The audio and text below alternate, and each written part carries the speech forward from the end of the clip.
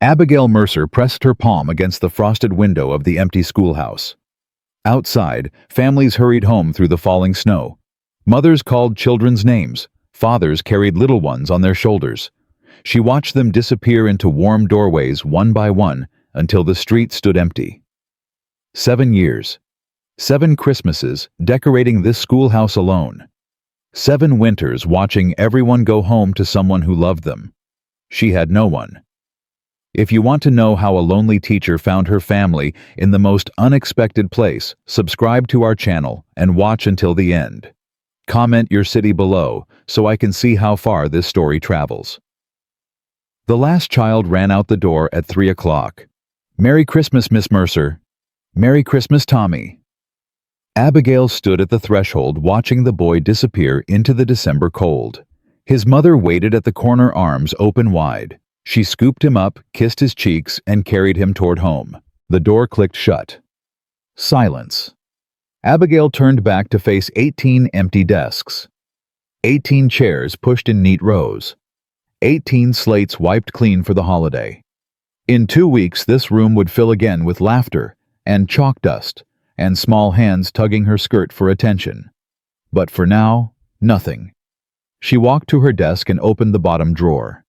Inside lay 7 years of drawings, pictures the children had made for her. Miss Mercer and me in crooked letters. My favorite teacher, with hearts around the border. Thank you, Miss Mercer, signed by tiny hands that had since grown and moved on. She touched the edges of the papers, then closed the drawer.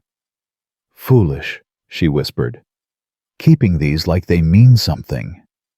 But they did mean something. They meant everything.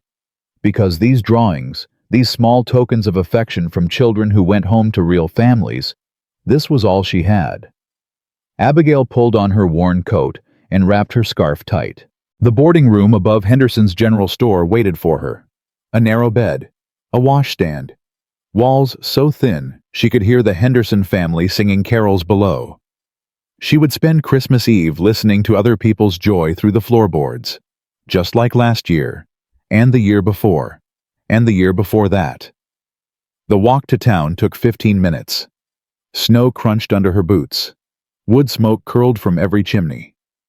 Through frosted windows, she glimpsed families gathered around tables, children playing by hearths, wives ladling soup while husbands read newspapers. Normal life, ordinary happiness. She had neither. At the general store, Mr. Henderson looked up with his usual gentle smile. "Evening, Miss Mercer. Cold one tonight." "Yes, it is." "What can I get you?" Abigail placed her coins on the counter. 1 orange, a spool of brown thread, a small tin of tea. He gathered the items, wrapped them in brown paper, and handed her the parcel. "That all?" "That's all." She could feel him wanting to say more, to invite her somewhere, to offer something. But they both knew the boundaries of propriety. A single woman didn't accept charity. A single woman didn't impose on families during holidays. A single woman spent Christmas alone. "Well," Mr. Henderson cleared his throat. "Merry Christmas to you, Miss Mercer." "Merry Christmas." She was reaching for her parcel when the door burst open. Cold air rushed in, and with it, chaos. 5 children tumbled through the entrance snow, dusting their coats, cheeks red from running. Behind them came a man, tall, broad-shouldered hat, pulled low against the wind.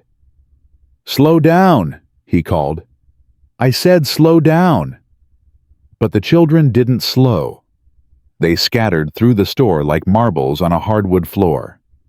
"Papa, look, peppermints. I want licorice. Emma's touching the ribbons again. Am not. Are too." The littlest one, a girl no more than 3, stood frozen in the doorway, thumb in mouth, staring up at Abigail with enormous brown eyes. Abigail recognized them immediately. The Callahan children. 5 of them, ranging from the 11-year-old Lucy down to little Rose. Their mother had died 3 years back.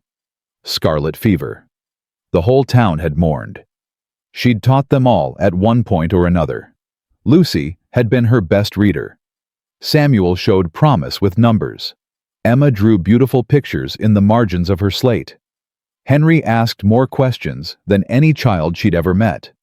And Rose had been a baby when her mother died. Too young to remember. Miss Mercer. Henry spotted her first. He ran across the store and grabbed her hand. Miss Mercer, did you see the snow? It's been snowing all day. Papa says if it keeps up, we might get stuck at the ranch for a whole week. That sounds like quite an adventure, Abigail said, smiling despite herself. Lucy appeared at her elbow, more reserved, but her eyes held the same light. Hello, Miss Mercer. I finished that book you lent me. Did you enjoy it? Very much. The ending made me cry. Good books often do. Samuel gave her a formal nod, 9 years old, and already trying to be a man. Emma hid behind her sister, peeking out with curious eyes, and Rose just kept staring, thumb firmly planted in her mouth. Elijah Callahan removed his hat as he approached. Abigail had seen him before, of course, at church, at town meetings, occasionally when he came to collect his children from school. But she'd never really looked at him. She looked now. He was weathered in the way ranchmen where sun and wind had carved lines around his eyes. Gray threaded through dark hair at his temples. His jaw was set firm, but his eyes held something she recognized. Exhaustion. Grief. The particular weariness of someone who'd been running on empty for too long. Miss Mercer? His voice was deep quiet. Hope my children ain't troubling you. Not at all. They're a joy. Something flickered across his face. Surprise maybe, or gratitude. Papa? Lucy tugged his sleeve. Can we get the peppermints now? Get what you need. Stay together.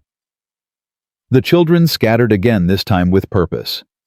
Elijah remained hat in his hands, shifting his weight like a man with something to say, but no words to say it. Your children are doing well in school, Abigail offered, filling the silence. Henry's reading has improved greatly, and Lucy helps the younger ones with their letters. She does that at home too, reads to him every night. He paused. Her mama used to do that. The words hung between them, heavy, honest. I'm sorry, Abigail said quietly. Sarah Jane was a wonderful woman. She was. More silence.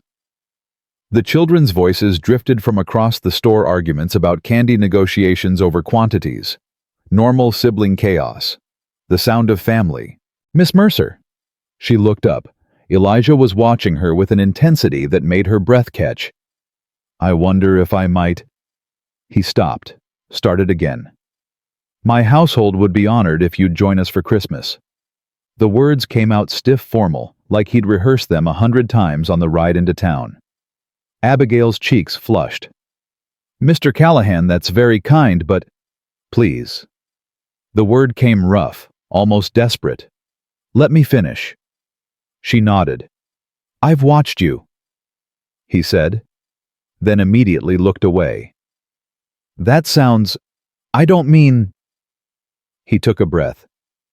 I've seen you decorate that schoolhouse every December, light the lamp in the window, walk home alone. Her throat tightened. 3 years I've been watching. 3 years thinking someone ought to... He rubbed the back of his neck. The children ask about you, talk about you at supper. Miss Mercer said this. Miss Mercer taught us that. Lucy especially. She needs... He trailed off, unable or unwilling to finish the sentence. Mr. Callahan. My children need a woman's warmth, Miss Mercer, not housekeeping. Agnes does that fine. They need someone who'll read to 'em and teach 'em and make 'em feel like... His voice cracked just barely. Like they've got a family again. They do have a family. They have you. Do they? The question came bitter. I work. I provide. I make sure they're fed and clothed and safe. But I don't... He shook his head. I don't know how to do the rest anymore. Sarah Jane, she was the heart of that house. When she died, the heart died with her.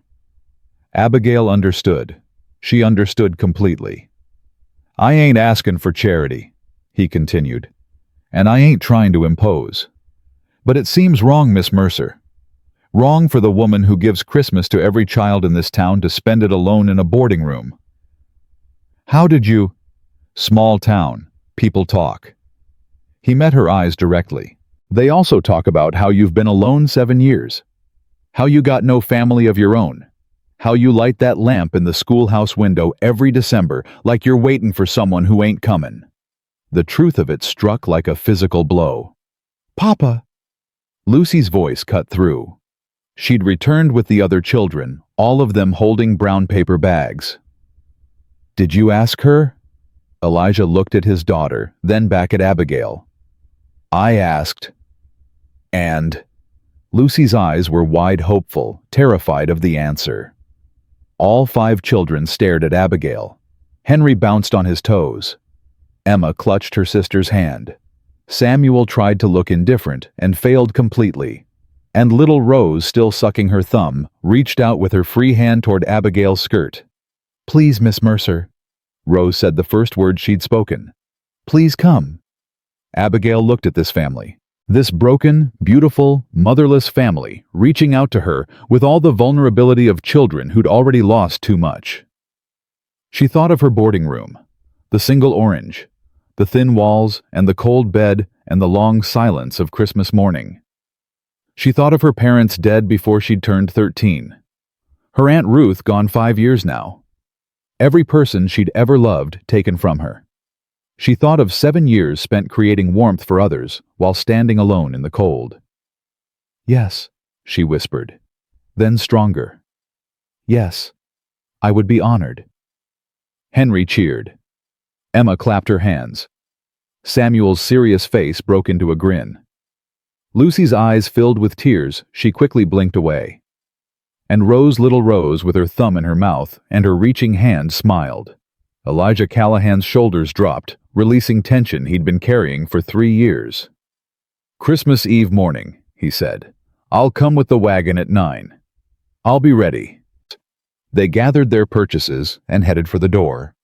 The children waved goodbye, calling out, "See you tomorrow," and "Don't forget," as if she might change her mind in the night. At the door, Elijah paused. He turned back to look at her, hat in hand, something unreadable in his eyes. Thank you, Miss Mercer. Thank you for asking Mr. Callahan. He nodded once, then ushered his children into the December cold. The door closed behind them. Abigail stood motionless, her small parcel clutched to her chest. Her heart pounded, her hands trembled. She'd said yes. After 7 years of decline of distance of protecting herself from the inevitable pain of wanting something she couldn't have, she'd said yes. Well, Mr. Henderson said from behind the counter, his voice warm with approval. Merry Christmas indeed. The boarding room felt different that night. Abigail sat on the edge of her narrow bed staring at the wall. Below, the Henderson family laughed and sang. The sound drifted up through the floorboards, but for once it didn't hurt. She had somewhere to go tomorrow. Someone wanted her there. 5 someones, actually. And one tall, grieving rancher who looked at her like she might be the answer to a question he'd been afraid to ask.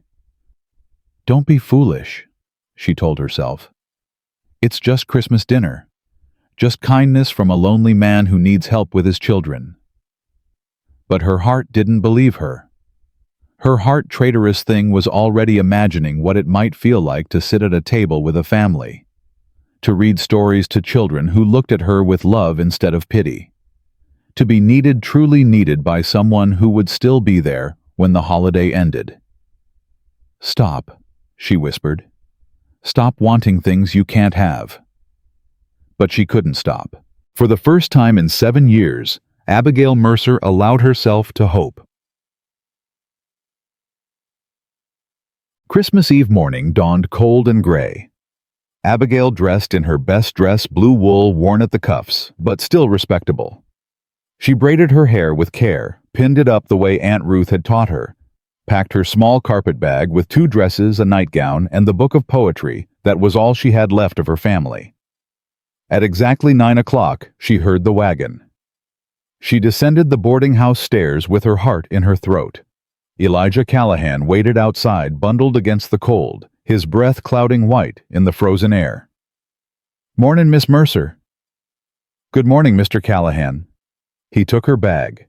His fingers brushed hers briefly, and she felt the contact like electricity and helped her onto the wagon seat. The horses stamped impatiently, eager to move. "Children wanted to come," he said as they started forward. "Made 'em stay home. Figured you'd want some peace before the chaos begins." "I appreciate that." They rode in silence for several minutes. The town fell away behind them. Open country spread ahead, white fields, dark trees, mountains hulking against the gray sky. "The ranch has been in my family 3 generations," Elijah said, not looking at her. "My grandfather built the original cabin. Father added on. I built the second story when I married." "It sounds like a real home." "It was." He paused. "Ain't felt like one since Sarah Jane passed." "May I ask?" Abigail hesitated. "How did you manage afterward with 5 children?" "Agnes helped. She's our housekeeper. Knew my mother, knew my wife. Stayed on when a lot of folks would have left." He shifted the reins. "And the children, they're tougher than they look. Lucy especially. She's 11 going on 40. Took over things her mama used to do. Shouldn't have to, but she loves her siblings. Too much, maybe. Loves them so much she forgot how to be a child herself." Abigail understood. She'd been Lucy once. 12-years-old parents dead, suddenly responsible for being strong, when all she wanted was to fall apart. "And the little one, Rose?" Elijah's jaw tightened. "Rose was 6 months old when Sarah Jane died. She don't remember her mama. Sometimes she asks Lucy, what did mama look like? What did mama sound like? And Lucy has to tell her. Has to keep her mama alive for her sister through stories." His hands gripped the reins harder. "That ain't right. A 3-year-old shouldn't have to learn her mama from stories." "No," Abigail agreed quietly. "It isn't right. I've tried." The words came rough, almost defensive. "I've tried to be enough for 'em, but I ain't." He stopped himself. "I ain't good at the soft parts. The bedtime songs and the hair braiding and the mothering. I don't know how to do those things. Maybe you don't have to do them alone." He looked at her then, really looked, and in his eyes she saw something that made her breath catch hope, fragile and terrified. "Maybe not," he said softly. The Callahan Ranch spread across a valley like something from a painting. A 2-story house, smoke curling from the chimney. A large barn doors open to reveal horses moving inside. Corrals, outbuildings, fences stretching toward the mountains. Everything solid, well-maintained, built to last. But something was wrong. Abigail felt it the moment the wagon crested the hill. The ranch was beautiful, but it was beautiful like a museum. Like a place preserved rather than lived in. The children burst from the house as they approached. "She's here. She's here. Papa brought Miss Mercer. I told you he would." They swarmed the wagon before it fully stopped. Henry climbed up to grab Abigail's hand. Emma waved from the porch. Samuel tried to look dignified while clearly fighting the urge to run. Lucy held Rose on her hip, the little one reaching out with grabbing hands. "Careful now." Elijah lifted Abigail down from the wagon. His hands circled her waist briefly, warm, strong, gone too quickly. "Let the woman breathe." "Come inside." Henry tugged her arm. "We decorated the tree. Lucy made us put up extra ribbons for you." "Did not." Lucy protested, her cheeks pink. "Did too. I heard you tell Emma." Abigail let herself be pulled toward the house, surrounded by children's voices and eager faces. Behind her, Elijah carried her bag, his expression unreadable but not unhappy. Inside the house opened into a warm parlor. A tree stood in the corner, decorated with paper chains and dried berries and small carved ornaments. A fire blazed in the hearth. The smell of cinnamon drifted from the kitchen. It was perfect. It was also haunted. Photographs lined every wall. A dark-haired woman with gentle eyes smiled down from a dozen frames. Her embroidery hung above the mantel, "Love makes a house a home," in careful stitches. Her rocking chair sat empty by the fire, a blanket still draped over its arm. Sarah Jane Callahan was everywhere. "Welcome to our home, Miss Mercer." An older woman emerged from the kitchen wiping flour-dusted hands on her apron. Agnes Dunbar, the housekeeper. Her face was kind, but watchful, assessing Abigail with sharp eyes. "Thank you, Mrs. Dunbar." "Agnes, please." The woman nodded toward the parlor. "I see you've noticed the photographs. They're lovely. They're a shrine." Agnes said it bluntly without malice. 3 years and that man hasn't moved a single one, hasn't touched her things. Keeps this house exactly like she left it. "Agnes." Elijah's voice came warning from behind them. "Someone needs to say it." The housekeeper met his gaze without flinching. "You've been living in a museum, Elijah Callahan. Time someone opened the windows and let fresh air in." Elijah's jaw clenched, but he said nothing. "Come, Miss Mercer."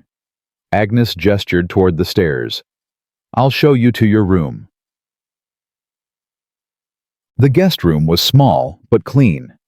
A quilt-covered bed, a washstand, lace curtains at the window, and on every surface, more photographs of Sarah Jane. "I can move these," Agnes said quietly, watching Abigail's face. "If they bother you." "No." Abigail touched the frame of the nearest one. Sarah Jane smiled up at her, young and beautiful, unaware of the fever that would take her. "No. They should stay.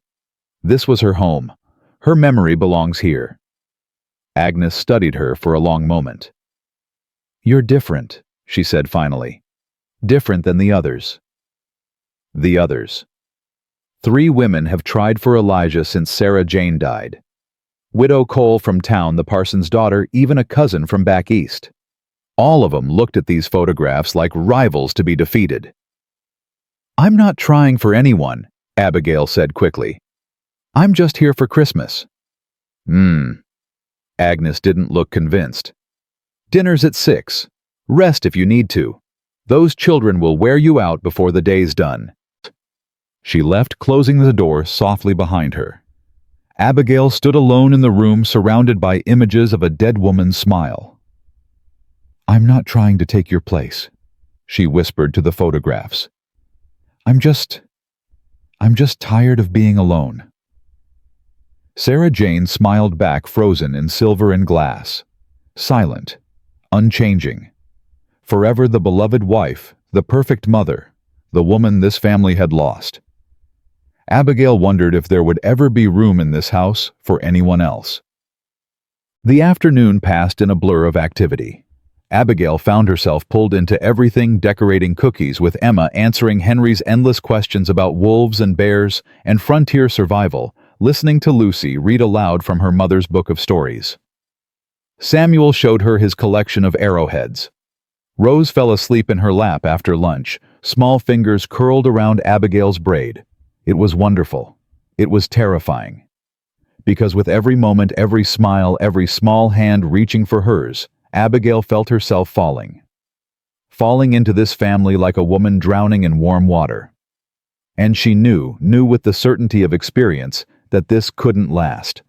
That she would leave in 3 days and return to her boarding room and her empty school and her lamp burning in the window for no one. She'd survived losing her parents. She'd survived losing Aunt Ruth. She wasn't sure she could survive losing this. "You're good with them." Elijah's voice came from the doorway. Abigail looked up to find him watching her, Rose still asleep in her arms. "They're easy to love," she said. "They ain't actually. They're loud and messy, and they fight constantly, and Rose still has night terrors, and Henry never stops talking, and Lucy tries to mother everyone, including me." He stepped into the room. "But you make it look easy." "It feels easy." He crouched beside her chair, putting himself at eye level. Close.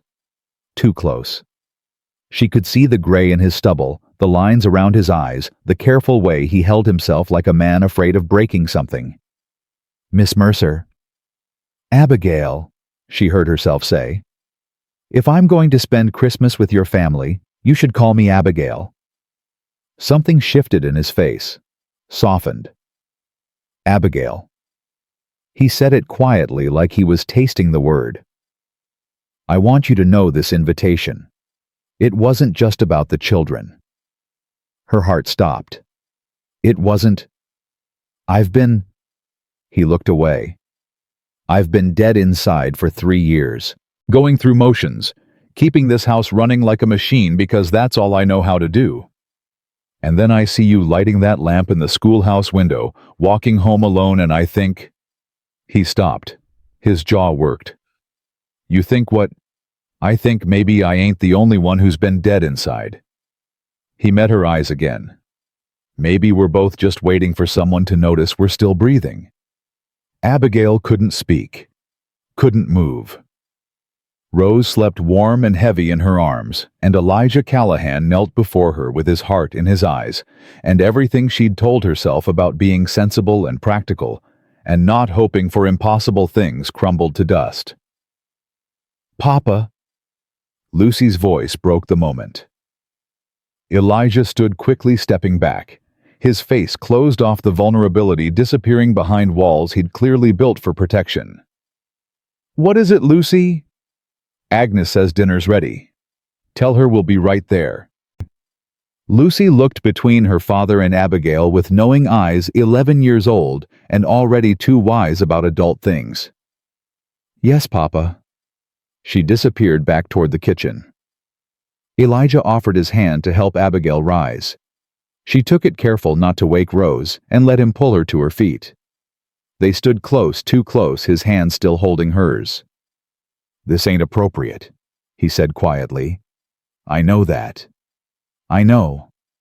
People will talk. They always do. I should send you back to town. For your reputation. For— Is that what you want?" She met his gaze directly. "To send me back?" The silence stretched between them. Heavy. Charged. "No," he admitted finally. "God help me, no." Then he released her hand, took Rose from her arms with gentle ease, and walked away toward the kitchen. Abigail followed her heart, pounding her careful world, tilting toward something new and terrifying. She had 3 days. 3 days in this house of grief and hope, surrounded by children who needed her, and a man who looked at her like she might be his salvation.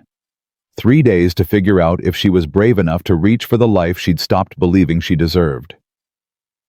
Dinner passed in controlled chaos. Henry knocked over his milk twice.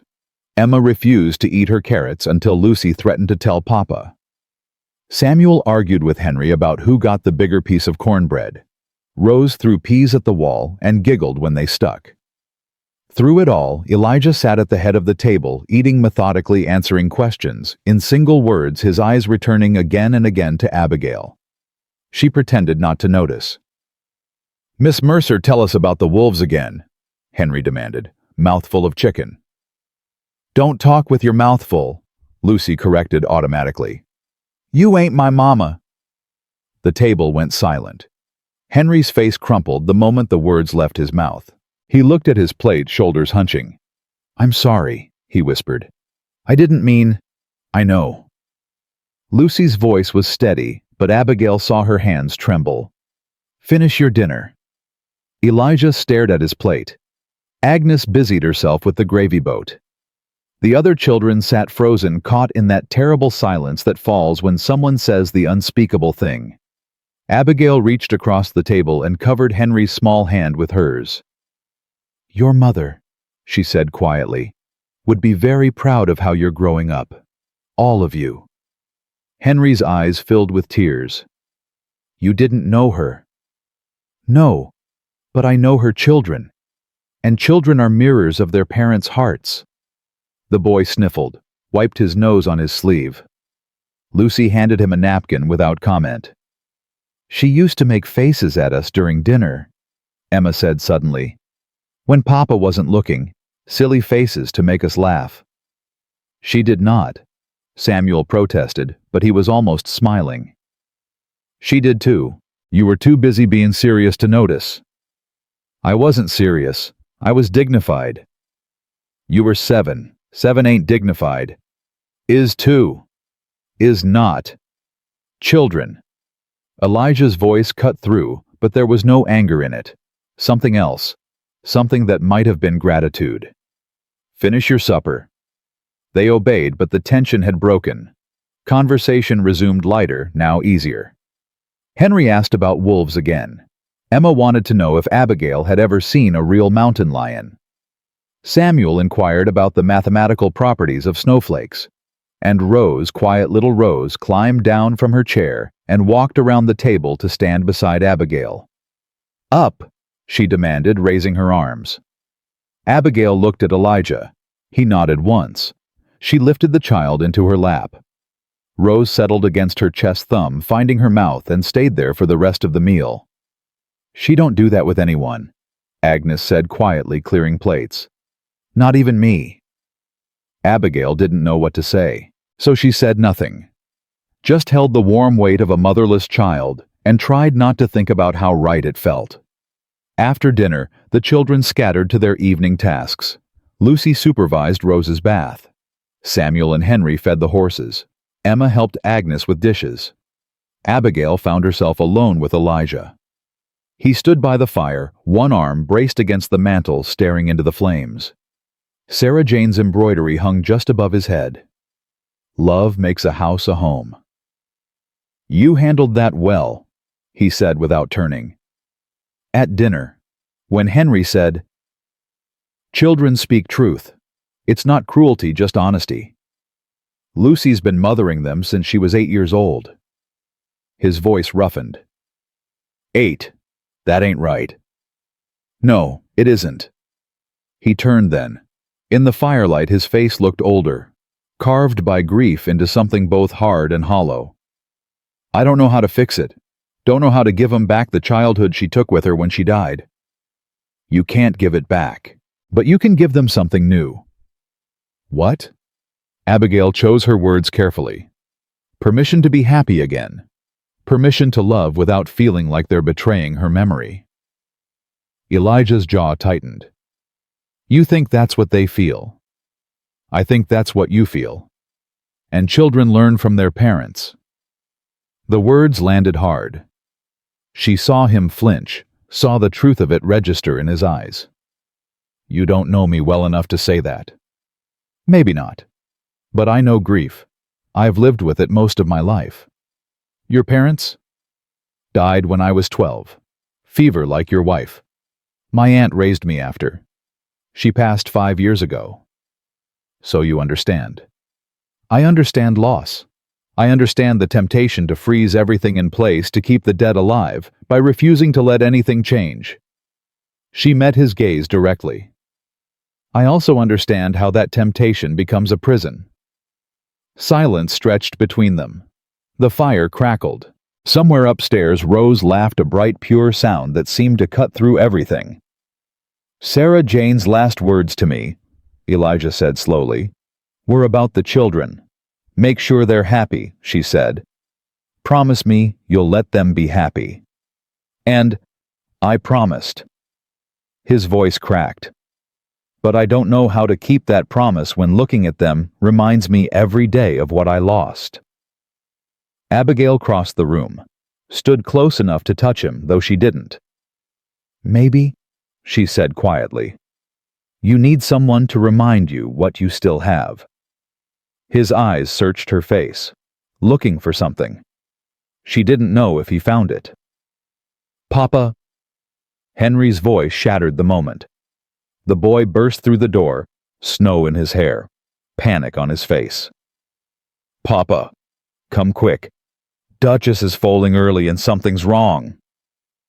Elijah was moving before the sentence finished.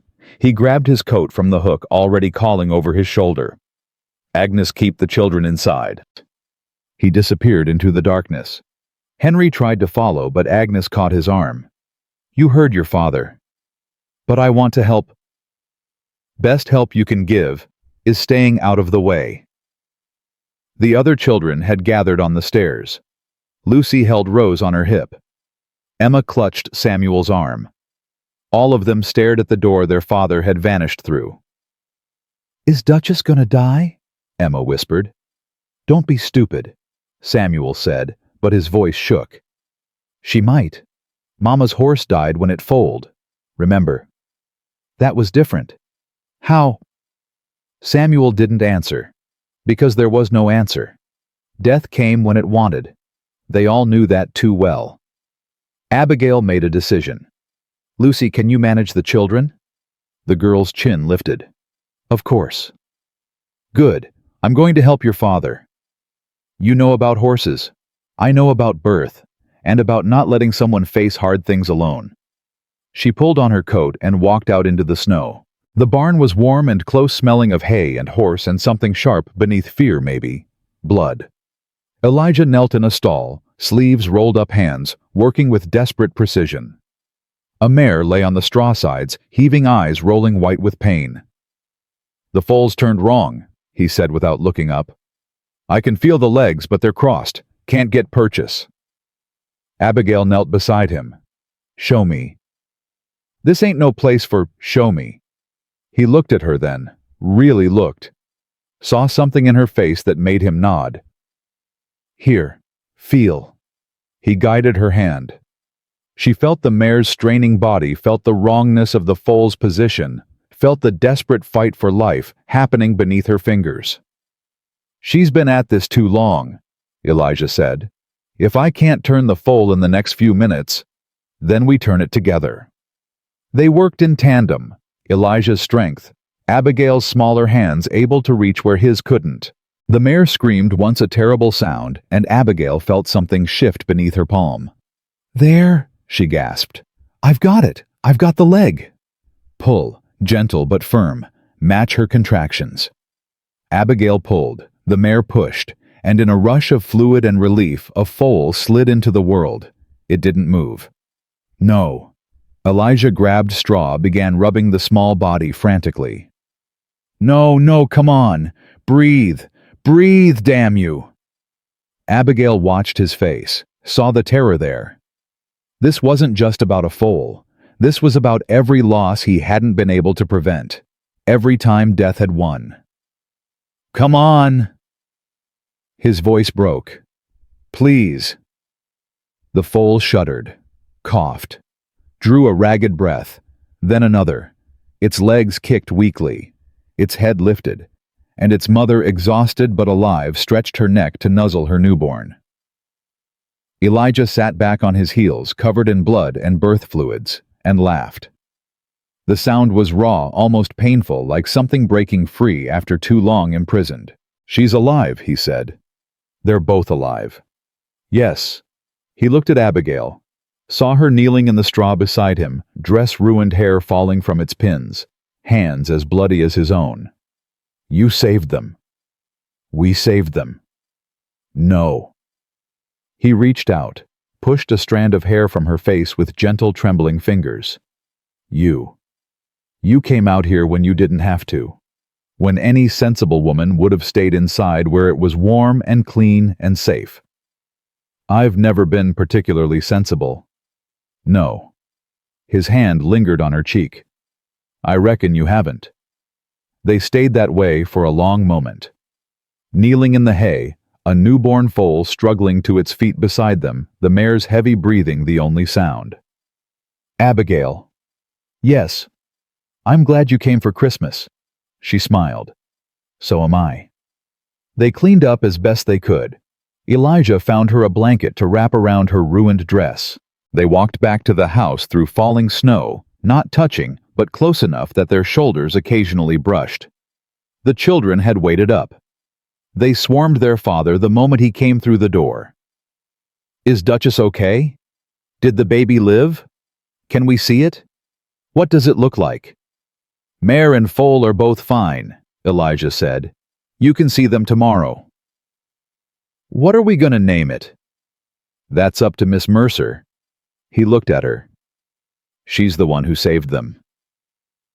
5 pairs of eyes turned to Abigail. Wide. Wondering. Impressed. "You saved a horse," Henry breathed. "Your father did most of the work." "But Papa said you saved them." "Then I suppose I did." Henry launched himself at her, wrapping his arms around her waist in a fierce hug. Emma joined him. Then Samuel, pretending reluctance. Rose toddled over and grabbed Abigail's skirt. Even Lucy stepped forward, though she only took Abigail's hand and squeezed it once. "Thank you," the girl whispered. Duchess was Mama's horse. She would have been so sad if— "I know," Abigail said. "I know." Elijah watched his children cluster around this woman who'd walked into their lives less than a day ago. And for the first time in 3 years, he didn't feel the suffocating weight of guilt when he looked at them. He felt hope. Agnes appeared with warm milk and firm orders for bed. The children protested, but obeyed, climbing the stairs with backward glances and calls of, "Good night, Miss Mercer! Good night, Papa!" Then it was quiet. Elijah and Abigail stood in the parlor, both still wearing the evidence of the night's ordeal. The fire had burned low. The house settled around them with creaks and sighs. "You should get some rest," he said. "So should you." Neither moved. "Abigail." He said her name like a question, like a prayer. "What's happening here?" "I don't know." "I ain't." He stopped, started again. "I ain't ready for anything. It's only been 3 years. People will talk. The children might not understand. I don't even understand." "I know. But when I look at you," his voice dropped. "When I look at you, I don't feel dead anymore, and I don't know what to do with that." Abigail stepped closer, close enough to see the firelight reflected in his eyes, close enough to smell hay and horse and something beneath, something warm and male and alive. "You don't have to do anything," she said. "Not tonight. Tonight we just are." He reached for her hand. His fingers were calloused, rough from work, but gentle as they wrapped around hers. "Stay," he said. "Not just for Christmas. Stay." Her heart seized. "Elijah, I know it's too soon. I know it ain't proper. I know I got no right to ask. But— Papa!" Lucy's voice came from the stairs. They stepped apart quickly, too quickly probably. The girl stood on the landing, nightgown white in the darkness, her eyes too knowing for 11 years old. "Rose is asking for Miss Mercer. She won't sleep without saying good night." Abigail released a breath she didn't know she'd been holding.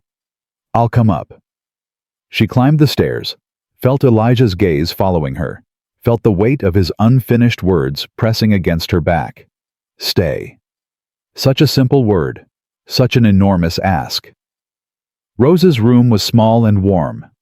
The child sat up in bed, thumb in mouth, eyes drooping, but fighting sleep. "Story," she demanded when Abigail appeared. "It's very late for stories." "Please." Abigail sat on the edge of the bed. "What kind of story? Mama story." The words hit like a physical blow. Abigail looked at this 3-year-old who'd never known her mother, who pieced together her identity from other people's memories. "I don't know any stories about your mama, sweetheart. I never met her." Rose considered this. "Then new story. Story about lady who comes for Christmas." "What happens in that story?" "Lady stays forever." Rose yawned. "Lady becomes mama." Abigail couldn't speak, could barely breathe. "You be mama," Rose said, as if it were the simplest thing in the world. "Okay?" She was asleep before Abigail could answer. Abigail sat in the darkness, listening to the child's breathing, trying to remember how to make her heart beat normally. "You be mama," 3 words from a 3-year-old. 3 words that changed everything. Christmas morning broke cold and clear.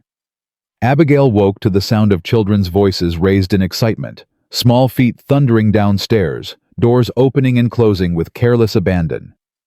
She dressed quickly and descended to find chaos. The children had gathered around the tree, but they weren't opening presents. They were arguing. "We have to wait for Miss Mercer. She's probably still sleeping." "Then wake her up." "That's rude." "You're rude." "Am not." "Are too." "Enough." Elijah's voice cut through. He stood in the doorway, coffee cup in hand, hair still mussed from sleep. "Miss Mercer can open presents when she—" He saw her on the stairs and stopped mid-sentence. "Good morning," Abigail said. "Morning." His voice was rougher than usual, softer. "Miss Mercer." Henry ran to her, grabbing her hand. "Come see Papa got you something." "Henry." Elijah's tone held warning. "What you did. That was supposed to be a surprise." "It still is. She don't know what it is." Abigail let herself be pulled to the tree.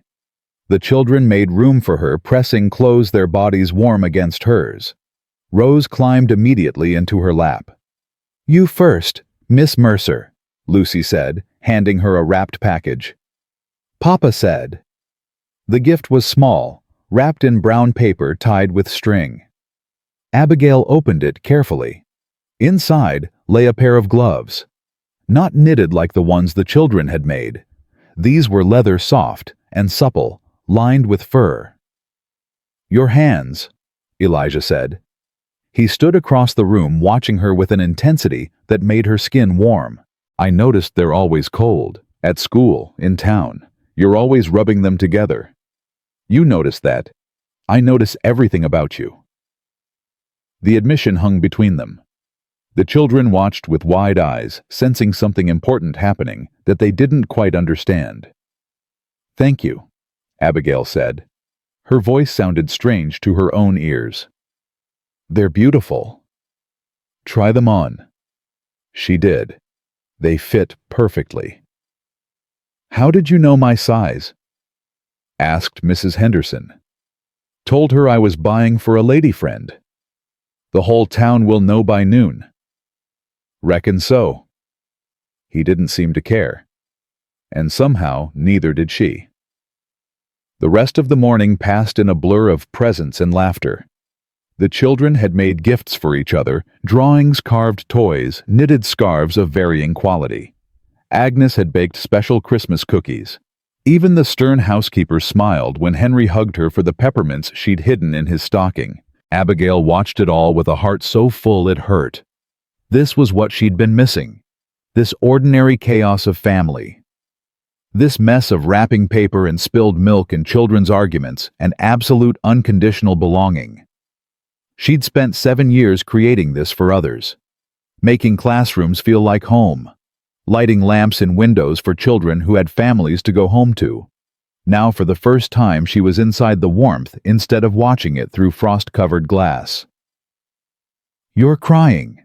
Lucy appeared beside her holding a handkerchief. "I'm not." Abigail touched her cheek. Felt the wetness there. "Oh. Happy tears or sad tears?" "Happy, I think." Lucy nodded seriously. "Mama used to cry on Christmas too. She said it was because her heart got too full and had to spill over somewhere." "Your mother was very wise." "I know." The girl hesitated. "Miss Mercer." "Yes." "Are you going to stay?" The question was asked quietly, but Abigail heard the weight of it, the hope and the fear and the desperate wanting that Lucy had learned to hide behind her grown-up composure. "I don't know," Abigail said honestly. "Your father hasn't asked me properly." "He will." Lucy's voice held certainty. "He looks at you the way he used to look at Mama. I remember." "Does that bother you?" The girl was quiet for a long moment. When she spoke, her voice was barely a whisper. "I thought it would. I thought I'd hate anyone who tried to take her place." She looked at Abigail with eyes too old for 11. "But you're not trying to take her place. You're just filling a different one." "What place is that?" "The empty one. The one that's been empty so long we forgot it was there." Abigail pulled the girl into a hug. Lucy stiffened for a moment, unused to affection maybe, or just surprised, then melted against her. "I miss her," Lucy whispered. "Every day." "I know, sweetheart. But it doesn't hurt as much when you're here." Abigail held her tighter and let her own tears fall. The day after Christmas brought visitors. Abigail heard the wagon before she saw it. She was in the kitchen with Agnes learning the proper technique for Sarah Jane's biscuit recipe when the sound of horses reached them. Who would be calling today? Agnes moved to the window. Her expression hardened. Well, that didn't take long. Who is it? Harriet Cole, the widow I mentioned. Agnes wiped her hands on her apron. She's been circling Elijah like a vulture since Sarah Jane's funeral. I'd best warn him. But there was no time. The front door opened before Agnes could move, and Elijah's voice carried through the house. "Mrs. Cole, this is unexpected. I heard you had company for Christmas." The woman's voice was honeyed sweet in a way that made Abigail's teeth ache. "I wanted to bring some of my famous fruitcake. For the children, of course." "That's kind of you. The least I can do. I know how hard the holidays must be without Sarah Jane. I've been meaning to stop by more often, help with the children. A man shouldn't have to raise 5 little ones alone." Agnes made a sound of disgust. "Come," she said to Abigail. "Time you met the competition. I'm not competing for anything. Ain't you?" They entered the parlor to find Harriet Cole standing far too close to Elijah. She was handsome, in a hard-way, perfectly styled hair, expensive dress smile that didn't reach her eyes. That smile froze when she saw Abigail. "Oh." The single syllable carried volumes. "The schoolteacher." "Mrs. Cole." Abigail kept her voice pleasant. "How nice of you to visit." "I didn't realize you'd be here." Harriet's gaze swept over Abigail, her plain dress, her simple braid, her work-roughened hands. How unconventional. An unmarried woman staying in a widower's home. "Miss Mercer is here at my invitation," Elijah said. His voice had gone flat. "Careful. For Christmas." "Of course. How charitable of you, Mr. Callahan. The poor thing has no family of her own after all. It must be lonely spending every holiday alone." The words were delivered with a smile, but the cruelty beneath them cut deep. "Miss Mercer saved Duchess last night," Henry announced. He'd appeared from nowhere as children do. The foal was stuck, and Miss Mercer reached in and turned it, and now we have a baby horse. Harriet's composure cracked just slightly. "How rustic." "It was brave," Lucy added, appearing beside her brother. "Papa said Miss Mercer has more courage than most men he knows." "Did he?" Harriet's eyes narrowed. High praise indeed. "Mrs. Cole." Elijah stepped forward, positioning himself subtly between the widow and Abigail. "Thank you for the fruitcake. I'm sure the children will enjoy it. Perhaps I could stay for coffee, help you with dinner preparations. I know how difficult it must be. We're managing fine." "But surely." "We're managing fine." His voice left no room for argument. "Thank you for stopping by." Harriet's face went rigid. She looked from Elijah to Abigail, understanding dawning in her eyes. "I see." She gathered her skirts with sharp, angry movements. "Well, I hope you know what you're doing, Mr. Callahan. This town has certain expectations, certain standards. A school teacher with no family, no connections, has more grace in her smallest finger than you've shown in 5 minutes." Agnes had emerged from the kitchen, arms crossed, eyes blazing. "Time for you to leave, Mrs. Cole. How dare you speak to me that way? You're nothing but a servant." "I'm family, which is more than you'll ever be."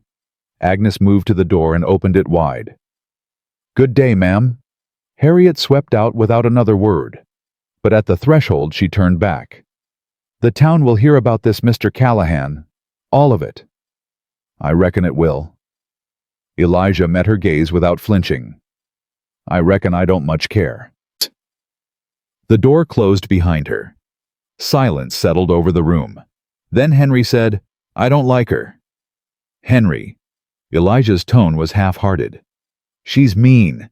She's always been mean. She was mean to Mama, too." "She was?" Abigail asked. "Used to tell Mama her dress wasn't fine enough for church. Made Mama cry once." Elijah's expression darkened. "I didn't know that." "Mama didn't want you to fight." Lucy's voice was quiet.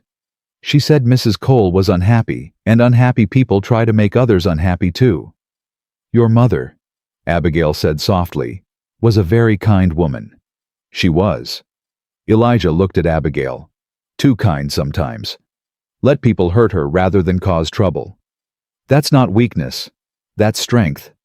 "Maybe." He moved closer. The children watched with open curiosity. "You didn't flinch?"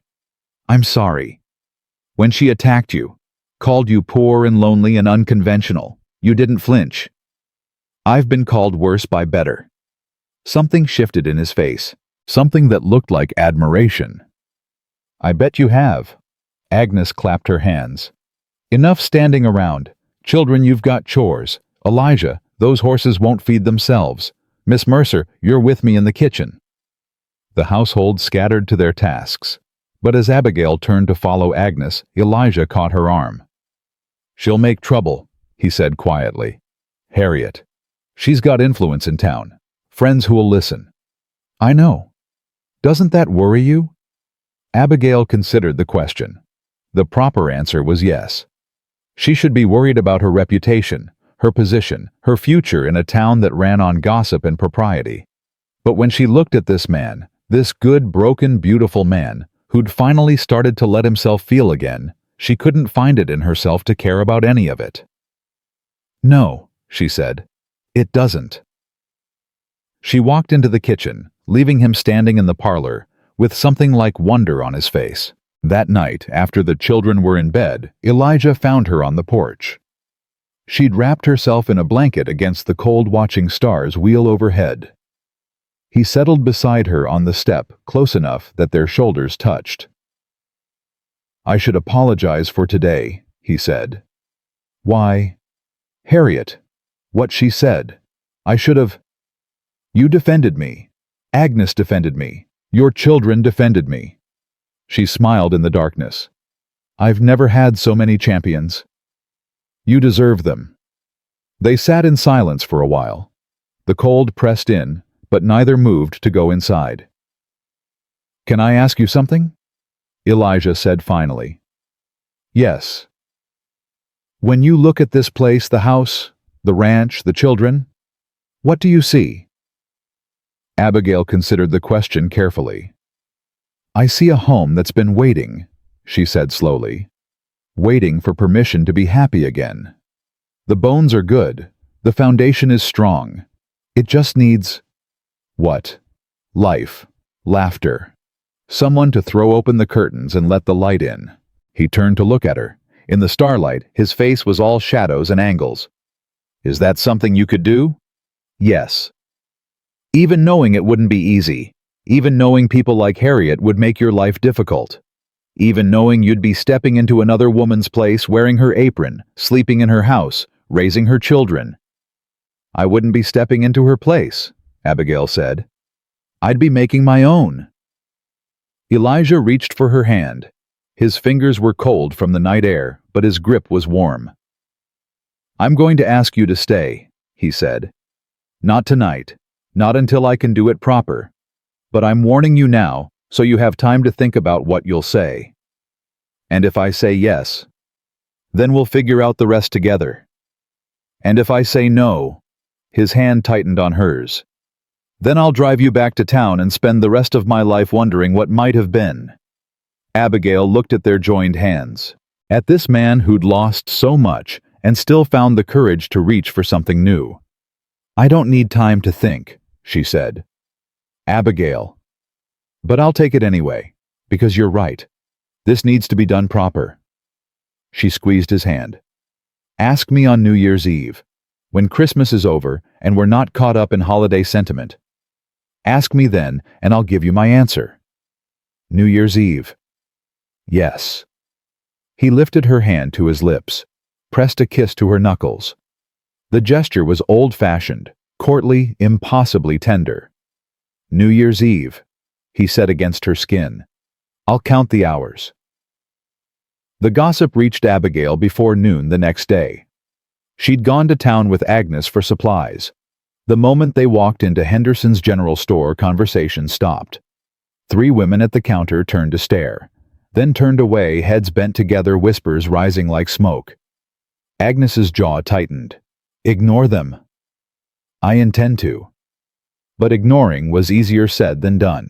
At the fabric counter, Mrs. Patterson stepped aside when Abigail approached, as if proximity might contaminate her. At the pickle barrel, the Reverend's wife clutched her basket closer and hurried past without greeting. Mr. Henderson at least remained friendly. He wrapped their purchases with his usual care, though his eyes held sympathy. Don't let 'em get to you, Miss Mercer. Small minds make small talk. Thank you, Mr. Henderson. For what it's worth, most folks in this town know Harriet Cole's tongue is sharper than a skinning knife. They'll forget soon enough. But they wouldn't forget. Abigail knew that. In a town this size, scandal had a long memory. Outside, Agnes loaded the wagon with sharp, angry movements. That woman, she muttered. That poisonous, jealous woman. If Sarah Jane could see what she's done, it doesn't matter. It matters plenty. Your reputation was never going to survive this anyway. Abigail climbed onto the wagon seat. An unmarried woman spending Christmas at a widower's ranch. People were going to talk whether Harriet Cole started it or not. But you didn't do anything wrong. Since when does that matter? Agnes had no answer for that. They rode home in silence, but Abigail's mind churned with every passing mile. She'd told Elijah she didn't care about the gossip. She'd meant it at the time. But now, with the weight of those stares pressing on her shoulders, doubt crept in. What was she doing here, really playing house with another woman's family? Wearing another woman's apron? Reading another woman's books to another woman's children? Falling in love with another woman's husband? No, not another woman's husband. Sarah Jane was dead. Elijah was free to love again. But was he truly? Or was Abigail just a convenient replacement? A warm body to fill the empty space Sarah Jane had left behind. Back at the ranch, she found Lucy waiting on the porch. The girl's face was pale, her eyes red-rimmed. She'd been crying. Lucy! Abigail climbed down from the wagon. What's wrong? I need to talk to you. Of course. Let me just help Agnes with... Now, please. The urgency in her voice stopped Abigail cold. She followed Lucy around the side of the house, away from windows and ears. What is it? Lucy's hands twisted in her skirt. When she spoke, her voice was barely a whisper. I found something. In Papa's study. I wasn't snooping, I swear. I was looking for writing paper and I found... She stopped, swallowed. I found letters. From Mama. To Papa. From before she died. Abigail's heart dropped. Lucy? She knew she was dying. The words came out ragged. She knew, and she wrote him letters about everything. About the children. About the ranch. About...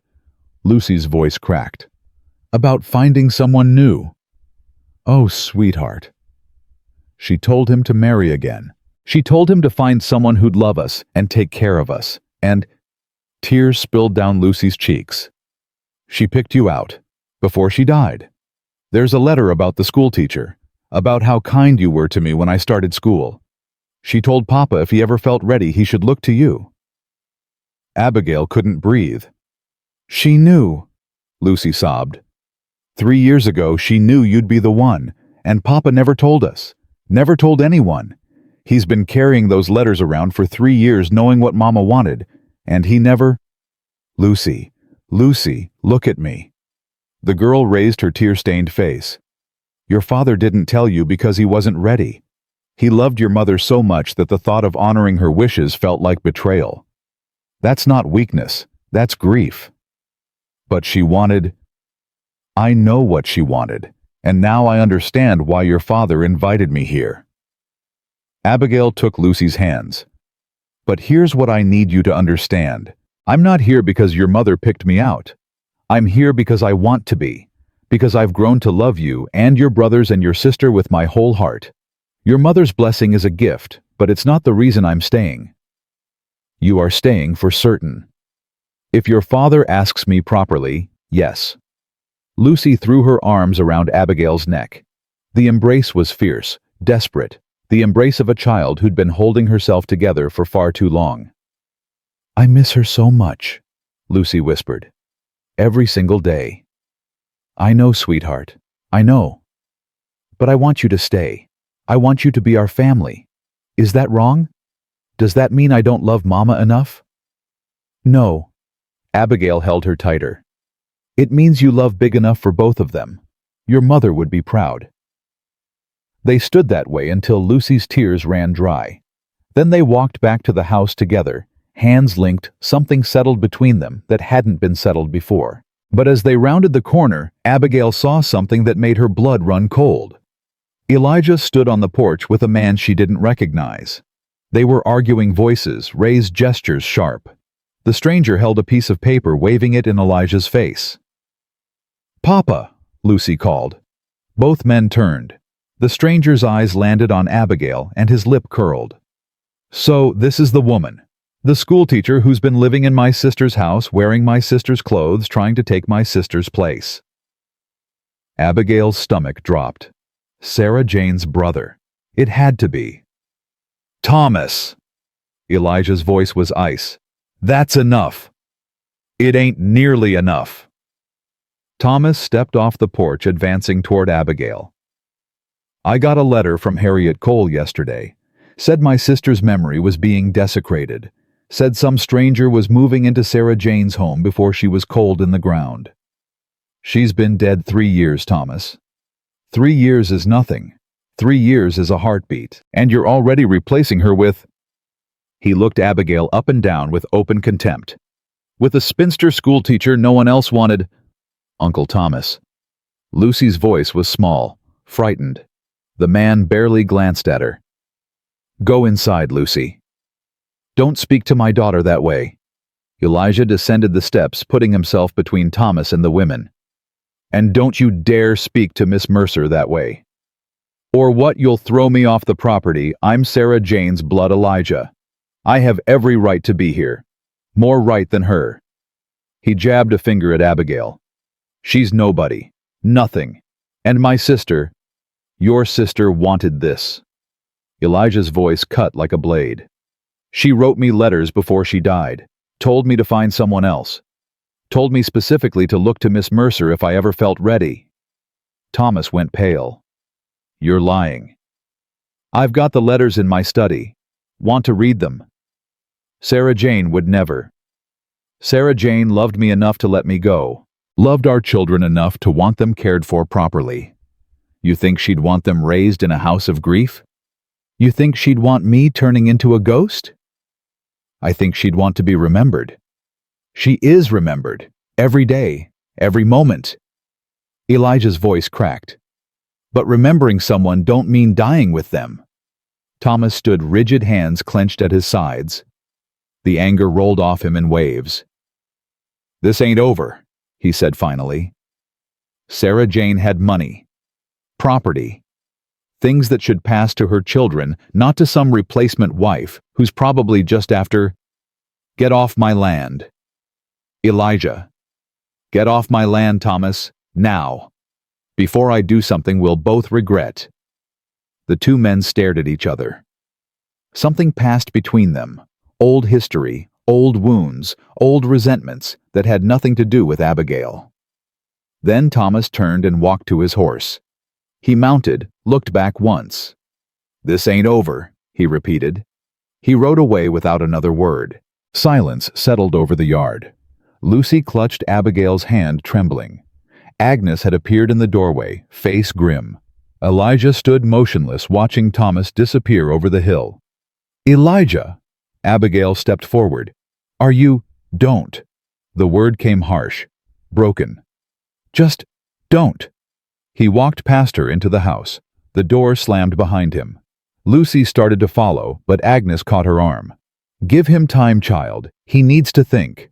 "But Papa, give him time." The afternoon passed in terrible silence.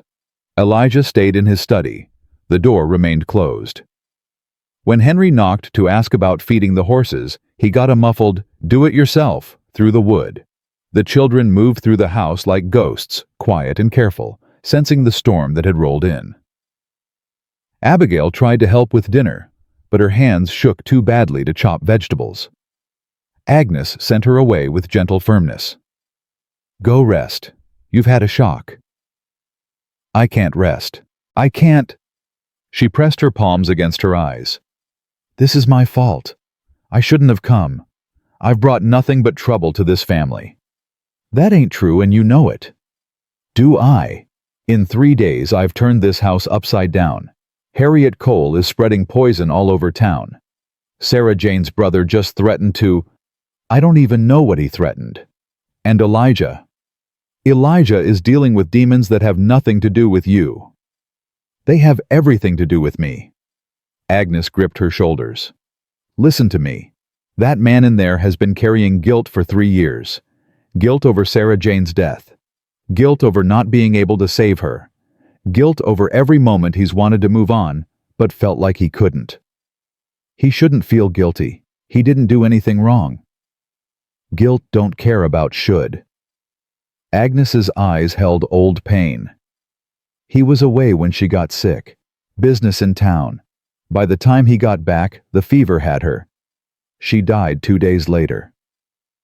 That wasn't his fault. He thinks it was. Thinks if he'd been here he could have done something. Thinks his children lost their mother because he wasn't where he was supposed to be." Abigail's heart cracked. "Oh, Elijah." "He's been punishing himself ever since. Keeping her things, preserving her memory, refusing to let anyone else in, because if he stays trapped in grief, he don't have to face what happened. Don't have to accept that sometimes people die and there ain't nothing anyone can do about it." "What do I do?" "You wait, you stay. You show him that loving you don't mean forgetting her." Agnes squeezed her shoulders. "Can you do that?" "Yes." "Good. Because that man needs you more than he knows. And so do those children." Dinner was a quiet affair. Elijah's chair sat empty. The children ate in silence, eyes darting to the closed study door. Finally, Henry pushed his plate away. "Is Papa mad at us?" "No, sweetheart." Abigail kept her voice steady. "Your Papa just needs some time alone." "Is it because of Uncle Thomas?" "Partly." "I don't like Uncle Thomas. He always looks at us funny, like we're not good enough." "Henry." Lucy's voice was sharp. "It's true. He never played with us when Mama was alive. He only came to visit because Mama made him. And now he's yelling at Papa and making everything bad again." "He's sad," Abigail said. "He lost his sister. Sometimes grief makes people do things they shouldn't." "That's not an excuse." "No, it's not. But it's an explanation." Rose pushed her peas around her plate. "Is the lady going away?" Everyone stopped. Abigail looked at the child. "What lady, sweetheart?" "You." Rose's eyes were huge, worried. "Papa's sad again. Like before. Before when Papa got sad, people went away." The words hit like a physical blow. Abigail remembered what Agnes had said. That Rose was too young to remember her mother. That she only knew Sarah Jane from stories. But Rose remembered something else. She remembered the shape of loss, the way sadness settled over a house before someone disappeared. "I'm not going away," Abigail said. "Promise? She stopped. Could she promise that? With everything uncertain, everything in turmoil. "Promise." Rose repeated, her small voice trembling. Abigail made a choice. "I promise." Rose smiled. The other children exhaled, and something in the room shifted some weight, lifting some tension, easing. Agnes caught Abigail's eye from across the table, nodded once. After dinner, Abigail put the children to bed. She read Rose 2 stories. She brushed Emma's hair. She listened while Lucy talked about her mother's letters about what they meant about how she felt. She answered Henry's questions about whether uncles could steal your house and your family. By the time the last child was settled, she was exhausted. She descended the stairs to find Elijah's study door still closed. But a thin line of light showed beneath it. He was still awake. She knocked. Silence. "Elijah, I know you don't want to talk, but I need you to know something." Still silence. "Your children are scared. They think this is their fault. They think you're angry at them. They think—" Her voice broke. "Rose asked me if I was going away. She remembers what happened before, when someone got sad and then someone disappeared." A sound came from inside, a chair scraping. Footsteps. The door opened. Elijah looked wrecked. His hair stood in disarray. His eyes were red-rimmed. He smelled of whiskey, not drunk, but not sober either. "She asked you that—" "Yes." "God." He pressed the heels of his hands against his eyes. "I'm making the same mistakes. The same damn mistakes all over again. You're not—" "I am. After Sarah Jane died, I disappeared into myself. Left Lucy to raise her siblings. Left Agnes to run the house. I was here, but I wasn't here. And now I'm doing it again. The first sign of trouble and I hide. Thomas surprised you. You're allowed to need time." "Time for what? To feel sorry for myself. To convince myself I don't deserve happiness." He dropped his hands. His eyes were raw, desperate. "That's what I do, Abigail. I take good things and I destroy them with my guilt. That's what I did to my marriage. Sarah Jane spent her last years trying to reach me, trying to pull me out of my work and my duties, and I never gave her what she needed. And then she was gone. That's not—" "It is true. You want to know what her letters say. They say she forgives me. They say she knows I loved her even when I didn't show it. They say she wants me to do better with the next woman." His voice cracked. "She had to tell me from beyond the grave how to love someone. Because I never figured it out while she was alive." "Elijah, I'll ruin you too. That's what I do. I ruin things. Thomas is right, you deserve better than this. Better than a broken man with 5 children and a house full of ghosts." Abigail stepped forward, took his face in her hands, made him look at her. "Stop. Abigail, stop deciding what I deserve. Stop trying to protect me from yourself. I'm a grown woman. I've survived loss and loneliness and 7 years of watching other people live the life I wanted. I know exactly what I'm walking into. You don't—" "I do. I know you're scared. I know you're grieving. I know you'll make mistakes and so will I. But I'd rather make mistakes with you than be perfect alone." His breath caught. His hands came up to cover hers. "I don't know how to do this," he whispered. "Neither do I. We'll figure it out together." For a long moment they stood that way, forehead to forehead, hands intertwined, breathing each other's air. Then a small voice came from the stairs. "Papa!" They turned. Rose stood on the bottom step, nightgown trailing thumb in mouth, tears streaming down her cheeks. "I had a bad dream. The bad man came and took the lady away." Elijah moved without thinking. He scooped his daughter up, held her close, pressed his lips to her hair. "Nobody's taking anyone away," he said. "I promise. The lady stays. The lady stays." Rose reached out one small hand toward Abigail. "Come." Abigail came. And there in the hallway, the 3 of them stood wrapped together, a father, a daughter, and the woman who was slowly becoming everything. "I'm sorry," Elijah murmured against Abigail's hair. "For hiding, for running, for all of it. I know. I'm going to do better, be better, for you, for them. I know that too." Rose yawned, already falling back asleep against her father's shoulder. "Bed," Abigail said softly. "For all of us. Tomorrow's a new day." They climbed the stairs together. Elijah carried Rose to her room, tucked her in, kissed her forehead. Abigail watched from the doorway, her heart full enough to break. In the hallway, he turned to her. "New Year's Eve is tomorrow." "Yes." "I'm still going to ask you." "I'm still going to say yes." He smiled then, a real smile, the first she'd seen since Thomas's arrival.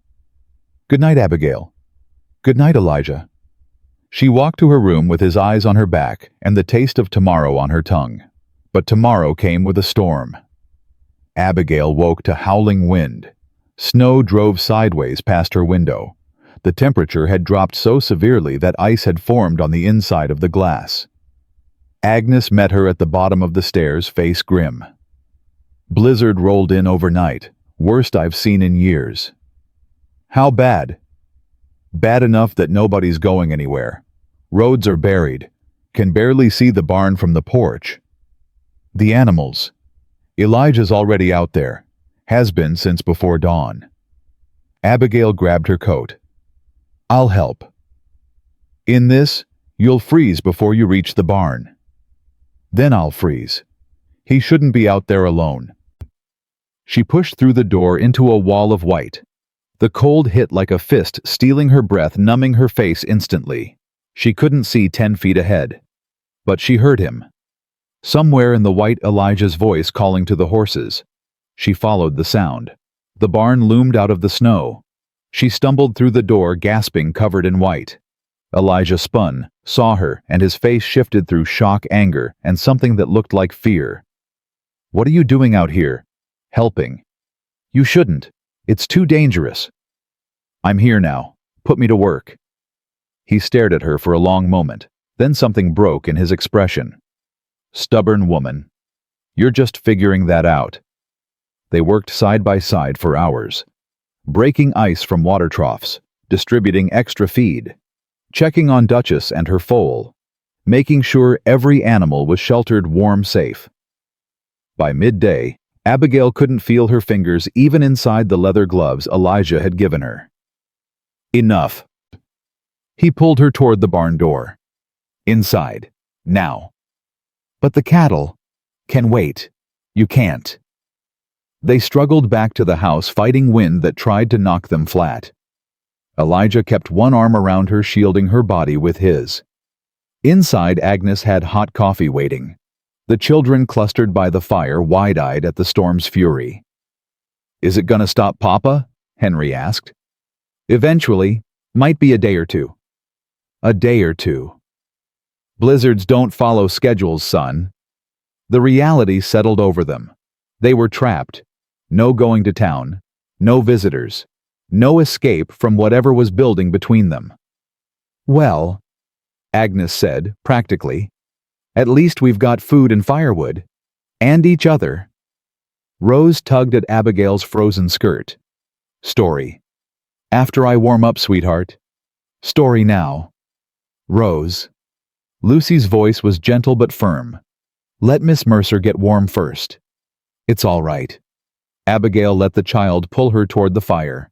"I can tell a story while I thaw." They gathered around her, all 5 children leaning close. Even Lucy, who usually kept her distance, sat near enough that her shoulder touched Abigail's arm. "Once upon a time," Abigail began, "there was a woman who lived in an empty house. Not empty of furniture or food, but empty of love. She'd lost everyone she cared about one by one, until she thought her heart had forgotten how to feel." Rose snuggled closer. Henry leaned forward. Even Elijah, standing by the window, watching the storm, turned to listen. Then one Christmas she met a family. A father who'd forgotten how to laugh. Children who'd forgotten how to be children. A house that had forgotten how to be a home. "What happened?" Emma whispered. "They taught each other to remember." The woman taught the children that love didn't have to hurt. The children taught the woman that family wasn't just about blood. And the father. Abigail's voice caught. The father taught her that it was never too late to start again. "Did they live happily ever after?" Rose asked. Abigail looked at Elijah. He was watching her with an intensity that made her heart race. "They're still writing that part of the story," she said softly. But I think they will. The storm raged all day. By evening, the children were restless. They'd played every game, read every book, exhausted every source of entertainment. I know, Abigail said. Let's make something. A surprise for your father. What kind of surprise? A New Year's gift. Something to show him how much you love him. They gathered around the kitchen table. Abigail helped them make cards. Henry's covered in drawings of horses, Emma's decorated with pressed flowers she'd saved from summer Samuels filled with careful numbers, calculating how many days until spring. Lucy wrote a letter. Rose made handprints. While they worked, they talked. Papa used to laugh more, Lucy said quietly, before Mama died. I remember. Samuel's voice was soft. He'd throw us up in the air and catch us, make up silly songs. He carried me on his shoulders, Henry added, all the way to the creek and back. I don't remember that, Rose said sadly. You were too little. Lucy squeezed her sister's hand. But he did it for all of us. He was different then. He's still the same person, Abigail said. He just forgot for a while. Will he remember now with you here? I hope so. I hope so too. Lucy looked at her creation, a letter she'd been working on for an hour. Miss Mercer. Yes. Can I show you something? She handed Abigail the letter. Not the one for Elijah. A different one, older, the paper soft from handling. It was in a woman's handwriting. Sarah Jane's handwriting. This is the letter Mama wrote about you, Lucy whispered. I found it with the others, but this one was addressed to me. Abigail's hands trembled as she read.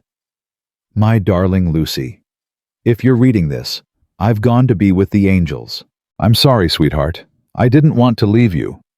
But sometimes God has other plans. I need to ask you something. When your papa finds someone new, and he will, because I'm going to make sure he does, I need you to let her in. Not to replace me. No one could ever do that.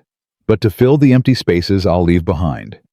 There's a woman in town, the schoolteacher, Miss Mercer.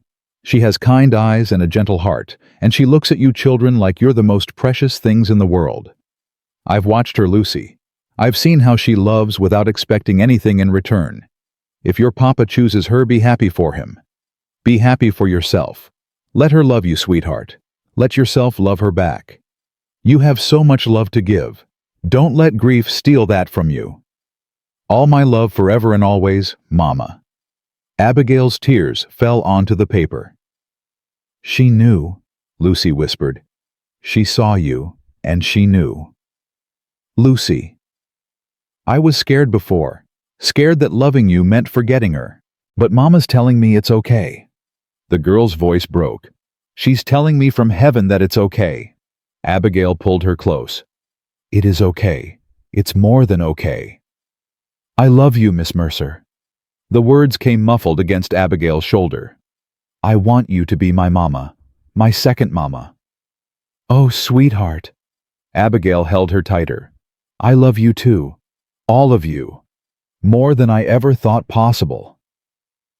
Behind them, Elijah stood frozen in the doorway. He'd heard everything. Elijah stood motionless, one hand braced against the doorframe. Lucy saw him first. She pulled back from Abigail, her cheeks flushing red. Papa, Don't. His voice came rough, thick with emotion. Don't apologize. He crossed the room in 3 strides, knelt beside them. His hands trembled as he reached for his daughter's face. She wrote to you too. Lucy nodded, unable to speak. I didn't know. I found the letters, but I thought they were all for me. His voice cracked. She wrote to you too. She wanted me to let Miss Mercer in. Lucy's tears started fresh. She wanted me to be happy, Papa. She said I had too much love to give. You do. Elijah pulled her close. God, you do. And I've been so busy drowning in my own grief that I forgot to help you carry yours. It's okay, Papa. It ain't okay. Nothing about the last 3 years has been okay. He looked at Abigail over Lucy's head. His eyes held something raw, something broken open. But maybe it can be. Maybe it finally can be. The other children had gathered close, drawn by the emotion in the room. Henry pressed against Abigail's side. Emma clutched Samuel's hand. Rose stood apart, watching with her thumb in her mouth and uncertainty in her eyes. "Come here, Rose." Elijah extended his arm. The little girl hesitated. Then she ran to him, burying her face against his chest. "I'm sorry." His voice broke completely. "I'm sorry I've been so far away. I'm sorry I couldn't be what you needed. I'm sorry, Papa." Lucy put her hand on his cheek. "Mama's letter said we should stop being sorry and start being happy." He laughed, a wet, ragged sound that was half sob. "When did you get so wise? I had good teachers." She looked at Abigail. Both of them. The moment stretched fragile and precious. Outside the storm howled, but inside this kitchen, something was healing. Then Henry's voice cut through. "I'm hungry." The spell broke. Everyone laughed. Real laughter, the kind that comes from release. "Of course you are." Agnes appeared from nowhere, wiping her eyes. "You're always hungry. Come on, all of you. Supper won't make itself." The evening passed in warmth. They cooked together, all of them. Elijah peeled potatoes, while Henry stirred gravy. Lucy and Emma set the table. Samuel carried firewood. Rose sat on the counter and supervised, which mostly meant sneaking bites of everything. And Abigail stood in the middle of it all, directing traffic, answering questions, bandaging the finger. Samuel cut on a knife, teaching Henry that gravy needed patience. She belonged here. She could feel it in her bones. After dinner, Elijah found her by the fire. "I want to show you something." He led her to his study. The room smelled of leather and paper, and something faintly sweet. Sarah Jane's perfume may be lingering after 3 years. On his desk sat a wooden box worn smooth with handling. "The letters," he said. "All of them." Abigail's breath caught. "You don't have to." "I want to." He opened the box, revealing a stack of papers in familiar handwriting. Sarah Jane wrote one for each of them, for each child, for Agnes, for her brother. His jaw tightened at that. "And for me." 12 letters in all. Everything she wanted to say before she couldn't say anything anymore. "When did you find them?" "The day after she died. She'd hidden them under our mattress. Told Agnes where they were in case—" He stopped, swallowed. "In case I wasn't strong enough to look." "Have you read them all?" "Every one, hundreds of times." He lifted the top letter. "This is the one about you." Abigail's hands shook as she took it. "My dearest Elijah, I know you're angry at me for writing these. I know you think we'll have more time. But the fever is getting worse, and I need to say what I might not get to say in person. There's a woman in town, the schoolteacher, Miss Mercer. I've watched her for months now, ever since Lucy started school. She has a gift, Elijah, not just for teaching, but for loving. She loves those children like they're her own, every single one of them. And she's alone. So completely alone that it breaks my heart. When you're ready, and please, my love, let yourself be ready, look to her. Not because she's pretty, though she is, not because she's kind, though she is that too, but because she understands loss. She knows what it means to keep going when your heart is broken. She won't try to replace me.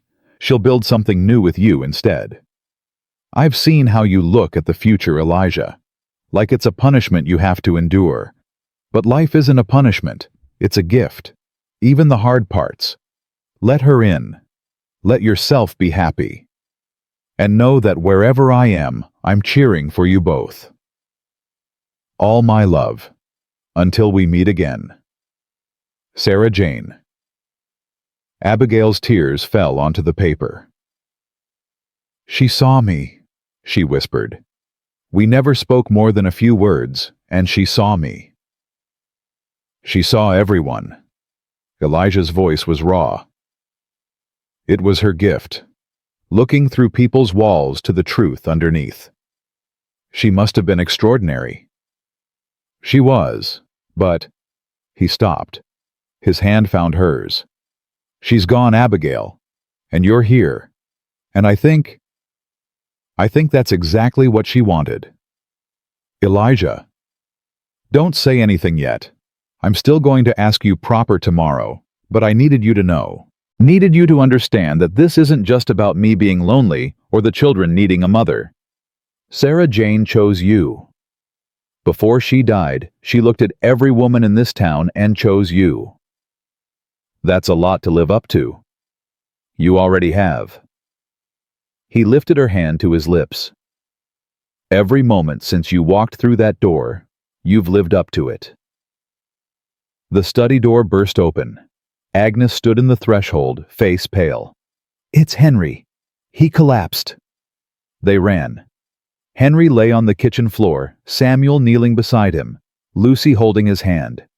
His face was chalk white, his breathing shallow and rapid. He was fine 1 minute.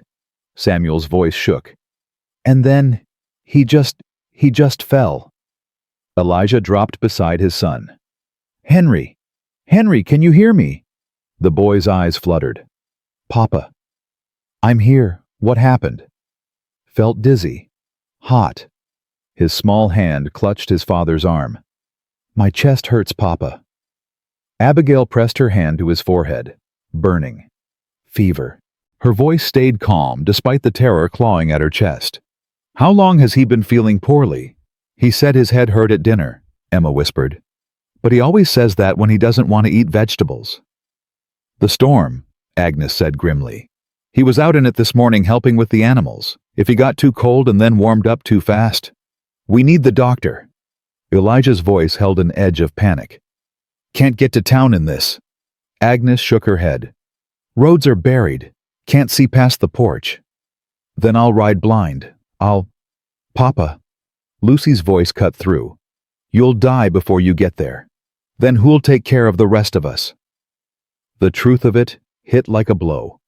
Elijah looked at his daughter, then at his son, then at the storm raging beyond the windows. He was trapped. His child was sick, maybe dying, and he couldn't do anything. I know what to do. Abigail stood. My aunt was a nurse. She taught me. I need hot water, cold compresses, willow bark, if you have it, honey, in every blanket in the house. Agnes moved without question. Lucy, help me. Emma, fetch the blankets from the linen closet. Samuel, get the bucket from the well. No, wait, it's frozen. Get snow instead. Clean snow.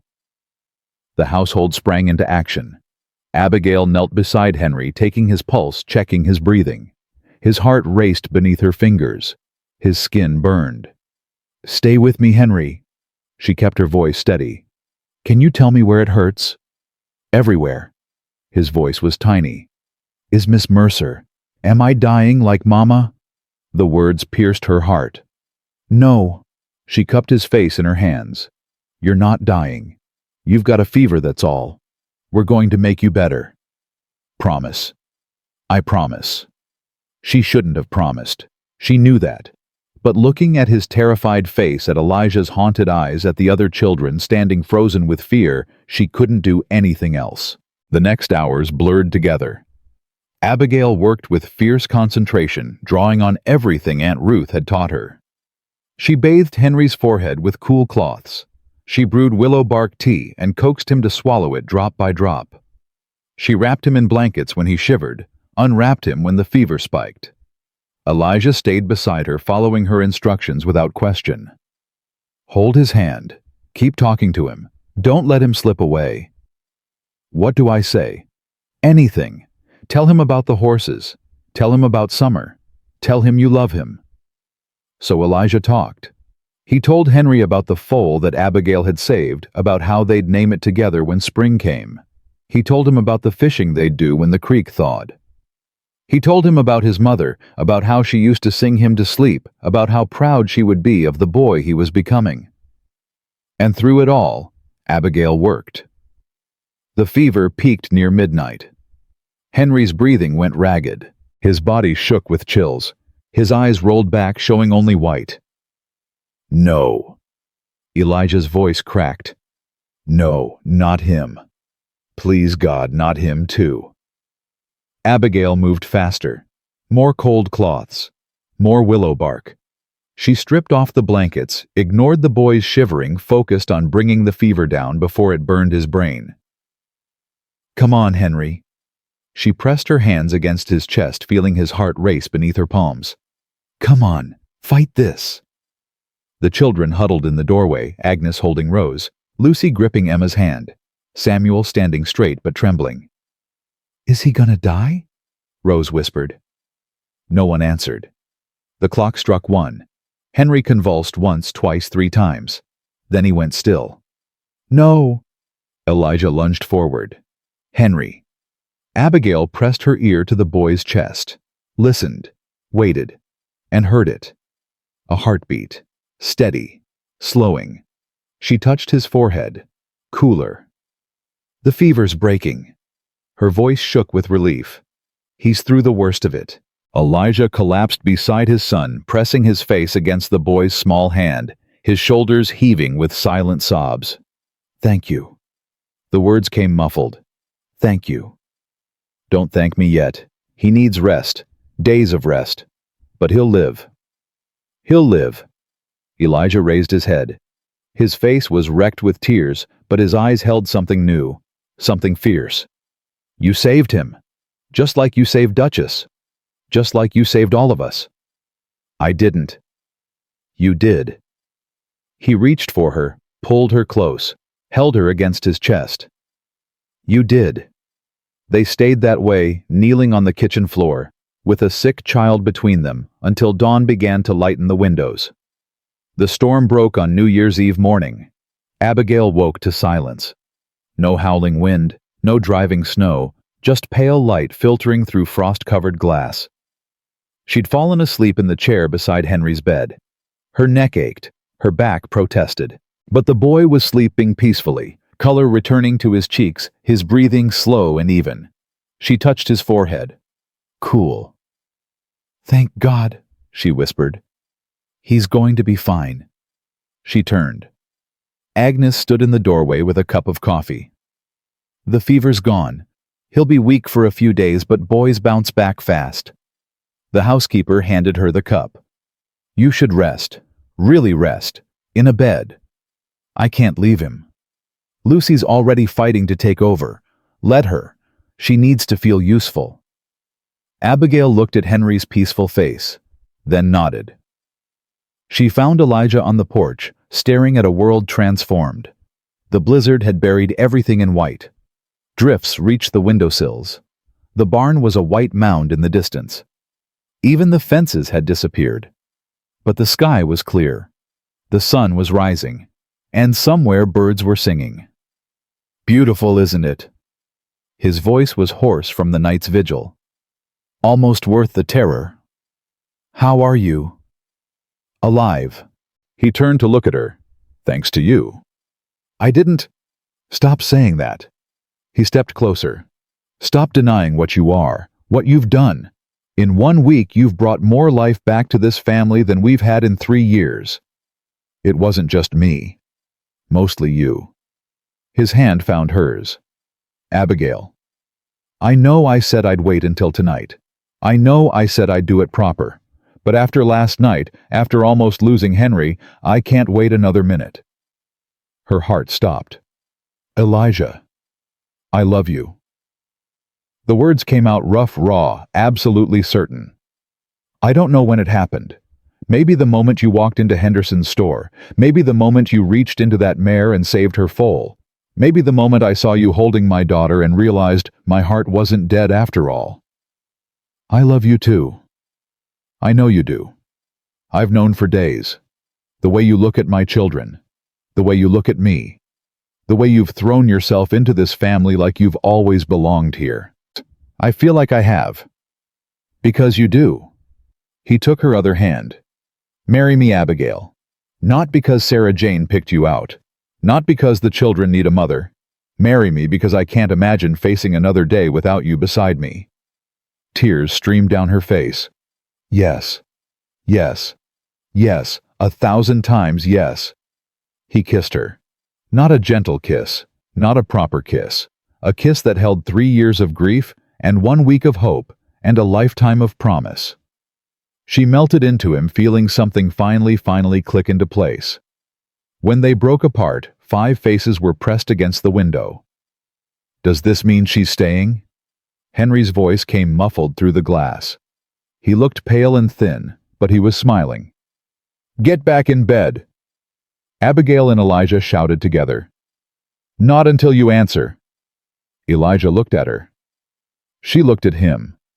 And they started laughing, real, full, joyous laughter that seemed to shake the snow from the rooftops.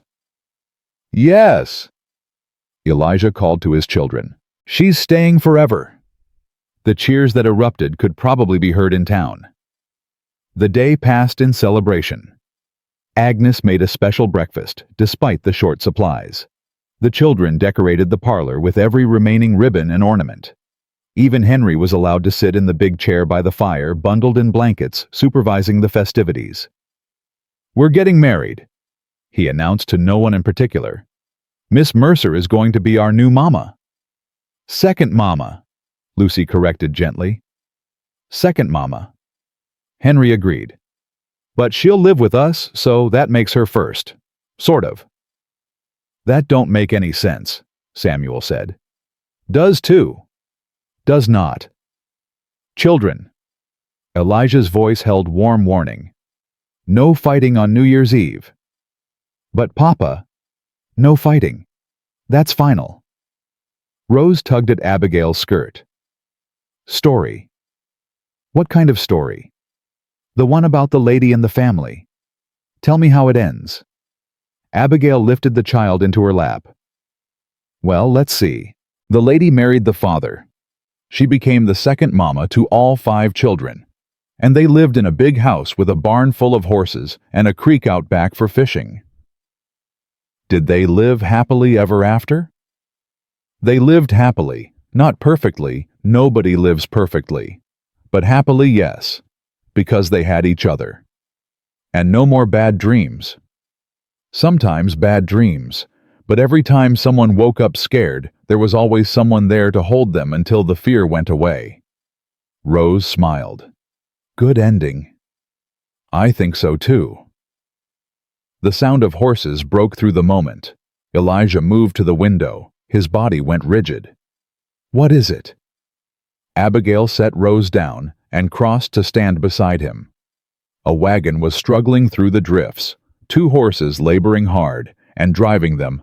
"Thomas!" Elijah's voice was ice. "He can't come in," Lucy said fiercely. "Not after what he said. He's Sarah Jane's brother, and it's New Year's Eve." Elijah's jaw was tight. "I won't turn family away in this weather." "Papa?" "I won't become like him, Lucy, bitter and closed off and nursing grudges until they poison everything." He looked at Abigail. "Whatever he has to say, we'll face it together." "Together," she agreed. Elijah opened the door before Thomas could knock. The man stood on the porch hat, in hands, face weathered from the journey. He looked smaller somehow, diminished.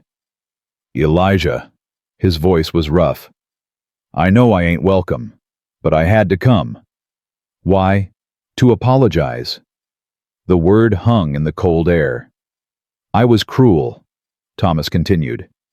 "To you, to Miss Mercer, to the children.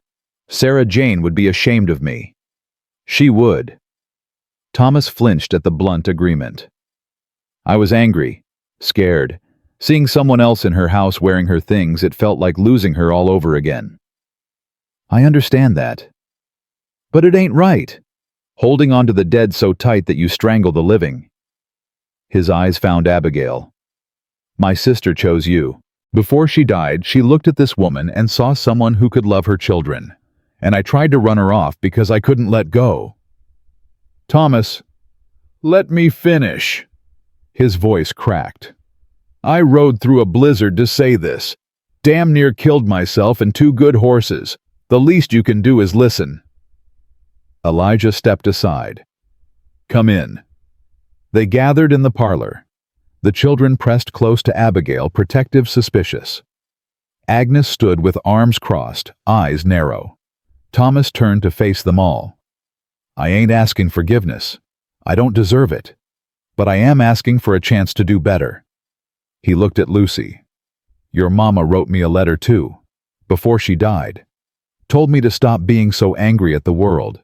Said holding grudges was like drinking poison and expecting someone else to die." Lucy's chin lifted. "Mama was smart." "Smarter than me, that's certain." Thomas turned to Abigail. "Miss Mercer, I said terrible things, called you names, tried to make you feel small and unwanted. I was wrong." "Yes, you were. I see why Sarah Jane chose you." A ghost of a smile crossed his face. "You don't back down." "I spent too many years backing down. I'm done with that." "Good. These children need someone strong." He turned to Elijah. "I ain't gonna fight you on the inheritance. Sarah Jane's things should go to her children like she wanted, and her children belong with their father, and their new mother." Elijah extended his hand. Thomas took it. "Thank you," Elijah said. "Don't thank me. Thank that blizzard for giving me 3 days stuck in a boarding house with nothing to do but think about what an ass I've been." "Language?" Agnes muttered. "Sorry." Henry piped up from his blanket throne. "Uncle Thomas, does this mean you'll come to the wedding?" Thomas looked at Elijah, at Abigail, at the family they were becoming. "If I'm invited?" "You're invited," Abigail said. Everyone stared at her. "Family is family," she continued. "Even the difficult parts, especially the difficult parts." Thomas's eyes grew wet. He turned away quickly, clearing his throat. "Right. Well, should the horses need tending, I'll bed down in the barn if that's—" "You'll stay in the guest room," Elijah said. "It's New Year's Eve. No one sleeps in the barn." "But—" "No arguing. That's final." Thomas looked at the children, at Abigail, at the warm, chaotic, healing family that had somehow made room for him. "Thank you," he managed. "You're welcome," Lucy said. Then softer, "Mama would be glad you came." Thomas nodded once, unable to speak. And for the first time since Sarah Jane died, something eased in his face. The evening unfolded in unexpected warmth. Thomas told stories about Sarah Jane as a child, pranks she'd pulled, adventures they'd had, the time she'd convinced him to steal apples from the minister's tree. The children listened with hungry attention, drinking in memories of a mother they'd never known or barely remembered. "She put a frog in my bed once," Thomas said. "I screamed so loud the neighbors came running. Mama did that." Emma's eyes were wide. "Your mama was a terror before she grew up proper. Don't let anyone tell you different." "I wish I remembered her better," Henry said softly. "You will. Through stories. Through the people who loved her." Thomas glanced at Abigail. "And through the ones who'll carry her forward." Midnight approached. Agnes brought out spiced cider. The children fought to stay awake, though Rose had already fallen asleep in Abigail's lap, and Henry's eyes kept drooping. 5 minutes, Lucy announced, checking the clock. 5 minutes until the new year. Elijah moved to stand beside Abigail. His hand found hers. "Ready?" he asked quietly. "For what?" "For everything. For being a family. For fights about vegetables and bedtime and who gets the last biscuit. For scraped knees and broken hearts and teenage rebellion." "You're trying to scare me off." "I'm trying to be honest." "Then honestly," she squeezed his hand, "I've never been more ready for anything in my life." The clock began to chime. 10. The children counted.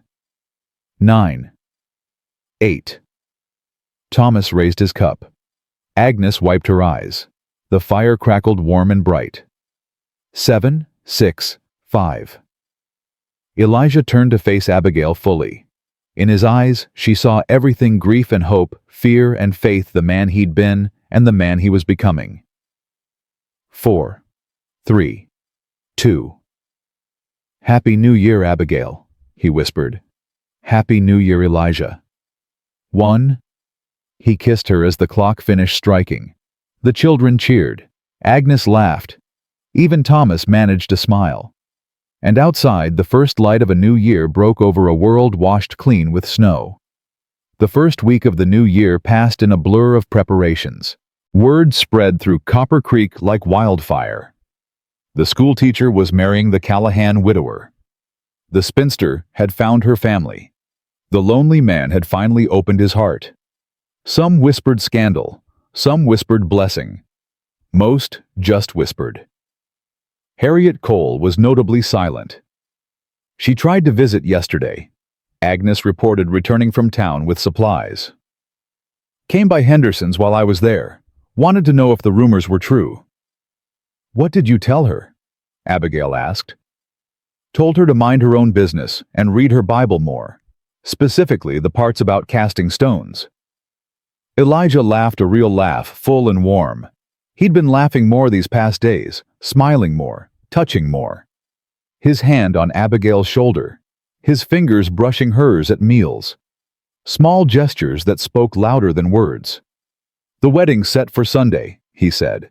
"Reverend Whitmore agreed to perform the ceremony. At the church. Here, at the ranch." He took her hands. "This is where we'll build our life. Seems right to start it here. The whole town will come. Let them see what family looks like." The children threw themselves into preparations with chaotic enthusiasm. Lucy appointed herself coordinator, making lists and assigning tasks with the intensity of a general planning battle. Samuel handled logistics, calculating how many chairs they'd need, how much food would feed, how many guests. Emma gathered wildflowers despite the cold, determined to make a bouquet almost as pretty as Miss Mercer. Henry, still recovering but restless, supervised from his chair. "The ribbons should be blue," he announced. "Blue's Miss Mercer's favorite color." "How do you know that?" Lucy asked. "I asked." "That's how you find out things, Lucy, by asking." "When did you ask?"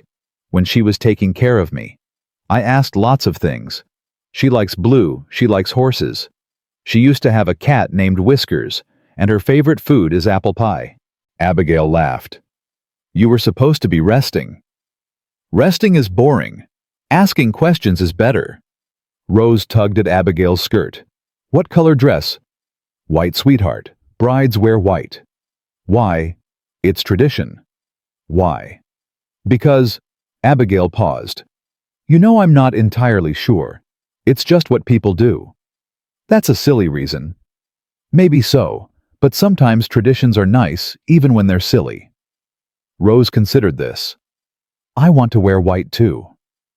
"Then you shall." The little girl beamed, and Abigail's heart cracked open a little wider. 3 days before the wedding, a stranger arrived. Abigail was in the kitchen with Agnes when they heard the horse. She moved to the window and saw a woman dismounting, middle-aged, well-dressed, with Elijah's jaw and Sarah Jane's eyes. "Who is that?" Agnes's face went pale. "Mary Callahan, Elijah's mother." The front door opened. Voices carried from the parlor.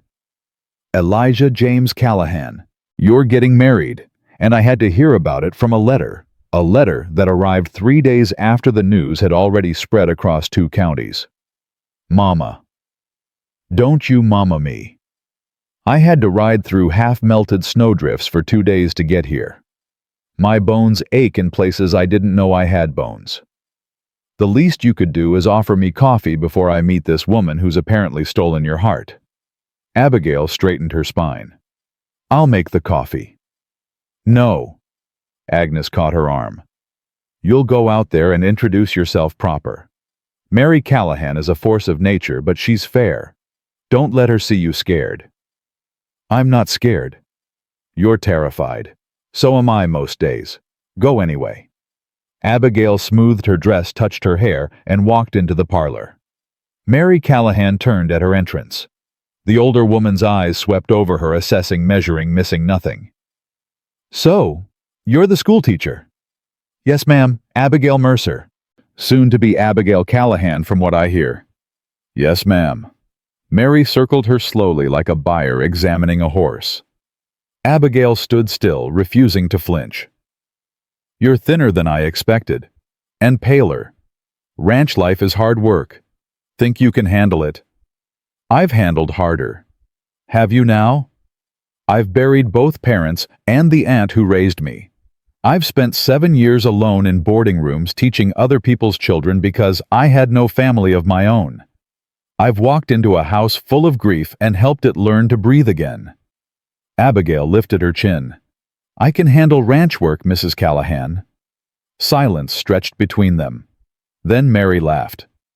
Good Lord, Elijah! You found one with spine. I did. His voice came warm from behind Abigail. His hand settled on her shoulder. Sarah Jane would have approved. Sarah Jane picked her out from what Thomas tells me. Left letters and everything. Mary shook her head.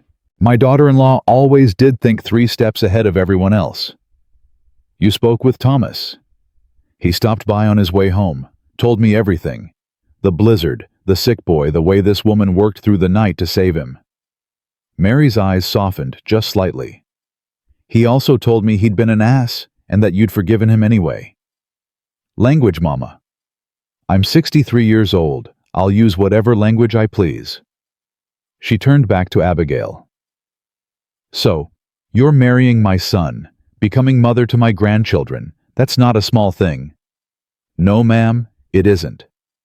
Those children have been through hell, lost their mother, watched their father disappear into himself. They're fragile, even the ones who don't look it. I know. Do you really know what you're taking on? I know that Lucy has spent 3 years being a mother instead of a child. I know Samuel hides his feelings behind facts and figures because emotions are too frightening. I know Emma draws to process things she can't say out loud. I know Henry asks questions constantly because silence reminds him of grief. And I know Rose doesn't remember her mother at all, which might be the heaviest burden of them all.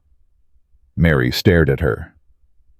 I see them, Abigail continued. Not just what they show the world, but what they hide. And I love them anyway. All of them. Including the broken parts. And my son. Him too. Especially the broken parts. Mary's eyes glistened. She blinked rapidly, cleared her throat. Well, I suppose you'll do. Mama. Hush, Elijah. I'm not finished. She stepped closer to Abigail, took her hands. Sarah Jane was like a daughter to me. Losing her nearly broke this family, but life goes on whether we want it to or not. And if Sarah Jane trusted you to care for her children, then so do I. Thank you, Mrs. Callahan. Mary, you're about to be my daughter. Call me Mary. She squeezed Abigail's hands. Welcome to the family, child. God help you, because these Callahans are a handful. I heard that, Elijah said. You were meant to. The children appeared then, drawn by the voices. They swarmed their grandmother with hugs and questions and excited chatter about the wedding. Grandma Miss Mercer saved the foal, and Henry when he was sick. She tells the best stories. She's teaching me to braid hair proper. She lets me help with the cooking. Mary looked at Abigail over the sea of small heads. Seems you've already won the important votes. They won me first. Something settled in Mary's face. Acceptance. Perhaps even approval. Yes, she said quietly. I can see that. The morning of the wedding dawned clear and cold. Abigail woke to someone shaking her shoulder. Lucy stood beside the bed, eyes bright with excitement. It's time. Everyone's already downstairs. Agnes made breakfast, but she says you're not allowed to see Papa until the ceremony. That's tradition. Is it a silly tradition? Abigail laughed. Probably. But let's follow it anyway. She dressed with trembling hands. The white dress had been Sarah Jane's. Mary had brought it, pressing it into Abigail's hands the day before. She would want you to wear it. She would want her family's joy to continue. Abigail had cried. Mary had cried. They'd held each other in the kitchen while Agnes pretended not to notice. Now wearing the dress that had made Sarah Jane a bride, Abigail felt the weight of what she was stepping into. A knock at the door. "Come in." Thomas entered, looking uncomfortable in his Sunday suit. Agnes sent me. Said someone should walk you down.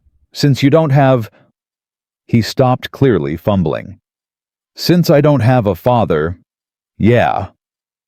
Abigail considered this man who'd called her names a week ago, who'd ridden through a blizzard to apologize, who was now offering to stand in for the family she'd lost.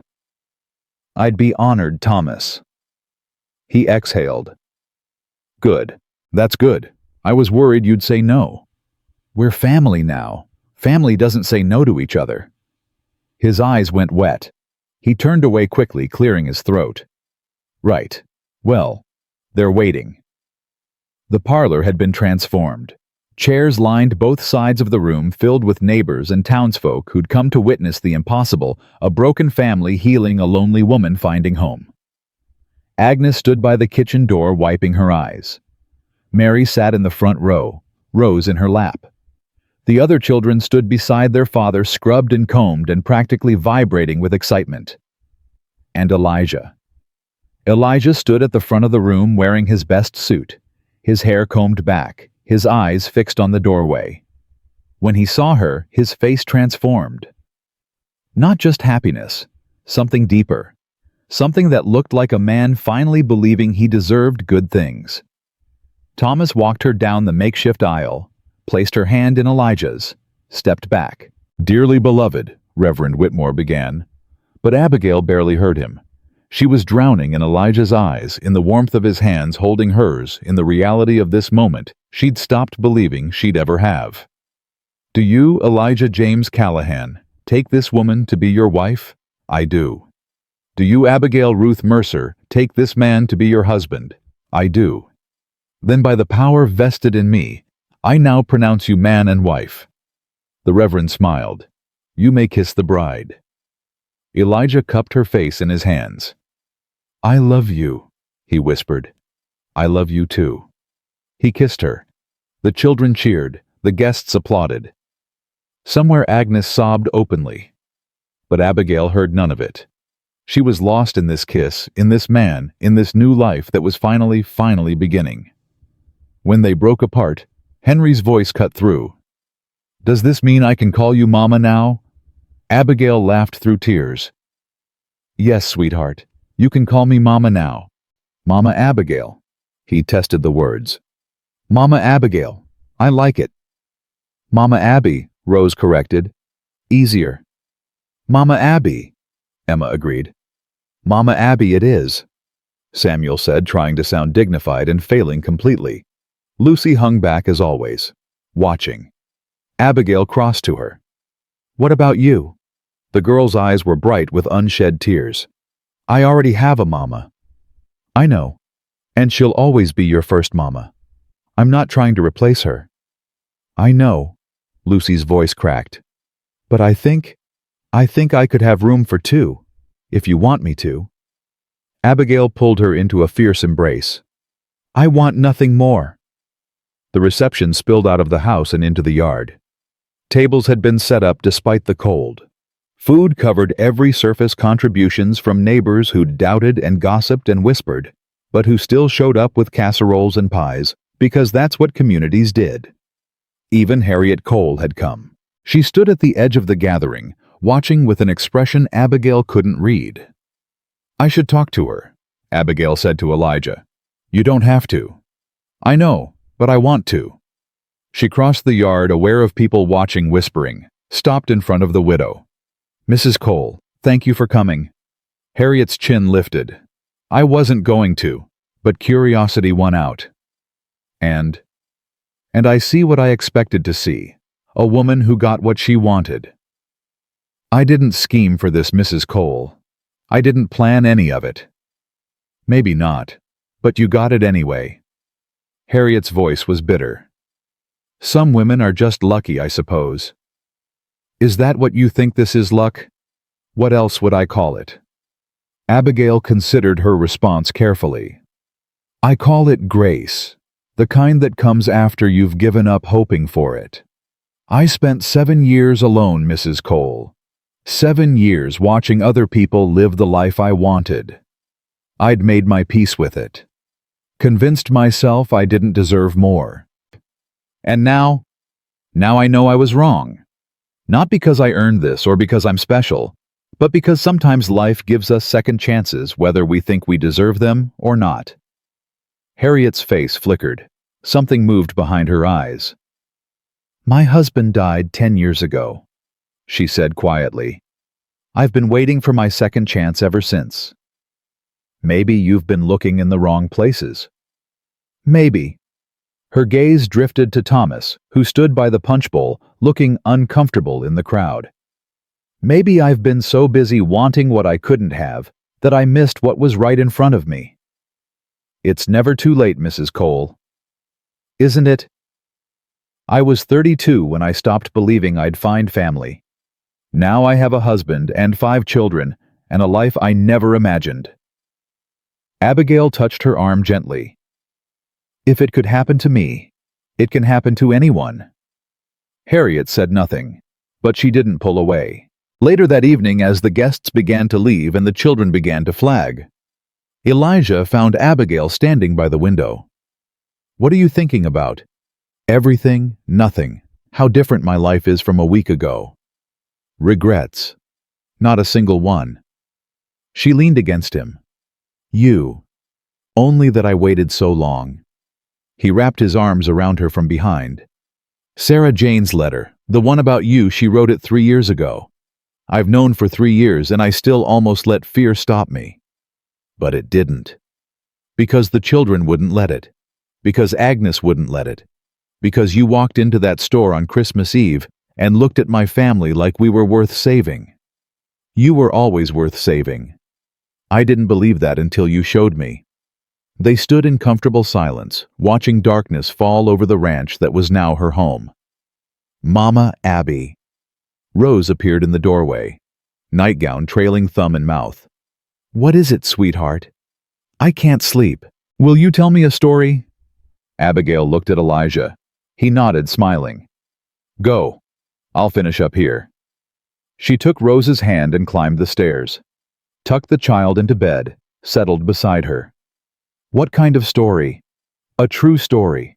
About you and Papa. That's a long story. I like long stories. So Abigail told her. About the lonely teacher who decorated schoolhouses for children who weren't hers. About the sad father who'd forgotten how to smile. About a blizzard and a sick boy, and letters from heaven, and a family that chose each other. And they lived happily ever after. Rose asked, eyes drooping. They lived. Sometimes happily, sometimes not. But always together. Always family. Good. Rose yawned. I like that ending better. Why? Because happily ever after is pretend. Together is real. Abigail kissed her forehead. When did you get so wise? I learned from my mamas, Rose said, both of them. She was asleep before Abigail could respond. Abigail sat in the darkness for a long moment, listening to the child breathe. Then she rose and walked to the window. The lamp burned bright against the night. For 7 years, she'd lit lamps in windows, created warmth for others, stood outside looking in. Now she was inside. Now the warmth was hers. She heard footsteps on the stairs. Elijah appeared in the doorway. Everyone's settled. Mary's in the guest room. Thomas is bunking with Samuel. The house is full. Is that strange? Having so many people here? It's wonderful. He crossed to stand beside her at the window. For 3 years this house has been quiet, empty, like holding your breath and never letting go. And now it's breathing again. He took her hand. You did that, Abigail. You walked through our door and taught us how to breathe. I think you taught me too. They stood together looking out at the land that would be their children's inheritance. The ranch that had survived drought and blizzard and grief and would survive whatever came next. We should sleep, Elijah said finally. Tomorrow will be chaos. The children will want attention. Mary will want to help. Thomas will be awkward about everything. I know. Neither moved. Abigail. Yes. Thank you. For what? For saying yes. For staying. For loving us when we didn't know how to love ourselves. She turned to face him. In the lamplight, his face held no shadows. Just warmth. Just hope. Just love. Thank you for asking, she said. For seeing me when no one else did. For giving me a family when I'd forgotten I wanted one. He kissed her forehead, her cheeks, her lips. Come to bed, wife. Yes, husband. They walked together to the room that had been his alone for 3 years. To the bed where he'd grieved and dreamed and finally allowed himself to hope again. And when they lay together in the darkness, Abigail felt something settle in her chest. Not just happiness. Something deeper. Home. After 32 years, she'd finally found it. The next months brought change. Spring arrived, and with it, new life. The foal that Abigail had saved, named Hope by unanimous vote, grew strong and fast. The children grew too, shedding winter's heaviness, like old coats. Lucy began laughing again. Real laughter, not the careful politeness she'd worn like armor for 3 years. She let Abigail braid her hair, let herself be a child again, at least sometimes. Samuel discovered he liked poetry. Abigail found him reading Wordsworth by the fire one evening and nearly cried. Emma's drawings changed. The dark colors she'd used since her mother's death gave way to bright yellows and blues. She drew pictures of the family, all 7 of them, now standing in front of the house. Henry never stopped asking questions. But his questions changed too. Less about death and loss, more about life and future. Will we get a dog? Can I learn to break horses? When will I be big enough to help Papa with the cattle? And Rose. Rose stopped having nightmares. She slept through the whole night. Elijah reported one morning wonder in his voice. First time since Sarah Jane died. She feels safe now. We all do. Summer brought visitors.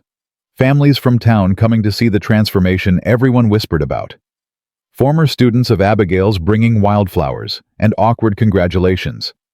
Even Harriet Cole, who arrived one afternoon with a pie and an apology.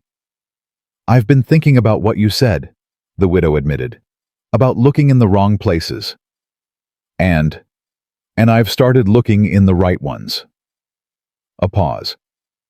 Thomas has been calling on me. Abigail smiled. I'm glad. So am I. He's not Elijah. He's not supposed to be. He's supposed to be Thomas. Harriet nodded slowly. Yes, I'm beginning to understand that. Fall came with harvest and hard work. Abigail threw herself into ranch life with the same determination she'd brought to teaching. She learned to mend fences, to preserve vegetables, to judge weather by cloud patterns, to ride properly, not just the tentative seat of a town woman, but the confident posture of someone who belonged on horseback. You're a natural, Elijah told her. I'm stubborn, there's a difference. Maybe stubbornness is what natural looks like. The children started school again. A new teacher had arrived from back east, young, nervous, eager. Abigail helped him settle in, shared her lesson plans, introduced him to families he'd serve. How do you do it? He asked one day. Make them love learning. By loving them first, the learning follows. Winter returned, bringing the anniversary of the Christmas that had changed everything. Abigail stood at the schoolhouse window watching snow fall. She'd come to help decorate. Old habits died hard, but found herself frozen in memory. A year ago, she'd been alone, lighting lamps for no one, creating warmth she couldn't share. Now she had everything. Mama Abby. She turned. All 5 children stood in the doorway, bundled against the cold faces bright with excitement. "What are you doing here?" "Papa sent us," Lucy said. "He says to come home. He says we're decorating our own tree tonight." "And he made hot chocolate," Henry added. "The good kind with extra sugar." "And we have presents to wrap," Emma said. "And stories to tell," Samuel added. Rose just held out her hand. "Come, Mama, come home." Abigail took one last look at the schoolhouse, at the window where she'd lit so many solitary lamps, at the classroom where she'd poured out love for children who went home to other families. Then she took Rose's hand and walked out into the snow. Elijah waited by the wagon looking exactly as he had a year ago, tall weathered gray threading through dark hair. But his eyes were different now, lighter, clearer, free of the shadows that had haunted them for so long. "Ready?" he asked. "Always." He helped her onto the wagon seat. The children piled into the back, already arguing about who would hang the star on top of the tree. "It's my turn this year." "You did it last year." "Did not." "Did too." Abigail laughed. Elijah smiled. And the wagon rolled toward home through the falling snow. That night, after the tree was decorated and the cocoa was drunk, and the children were finally reluctantly in bed, Elijah and Abigail stood by the window. The lamp burned bright just as it had a year ago. But now, it wasn't a signal of loneliness. It was a beacon of welcome. "Happy anniversary," Elijah said. "Is that what we're calling it?" "Seems fitting. A year ago today you agreed to come for Christmas. Changed everything. You're the one who asked. You're the one who said yes." She leaned against him, feeling his warmth, his strength, his steady heartbeat. "Any regrets?" "Not one." "Even when Henry put frogs in Samuel's bed?" "That was character building." "Even when Lucy and Emma had that fight about the hairbrush?" "Sisters fight. It's natural." "Even when Rose called Mrs. Henderson a silly old woman in the middle of church?" Elijah laughed. "Okay, maybe one small regret about that." They stood in comfortable silence, watching snow accumulate on the windowsill. "Abigail." "Yes. I have something to tell you." She turned to look at him. His face held something she couldn't quite read. "What is it?" "I spoke with Agnes today. About Sarah Jane's letters. There was one I never showed you." "What did it say?" Elijah reached into his pocket, pulled out a folded paper soft with age. "She wrote it the day before she died, addressed to the woman I'd someday love." He handed it to her. "I think you should read it." Abigail's hands trembled as she unfolded the letter. "To the woman my husband will love. I don't know your name. I don't know your face.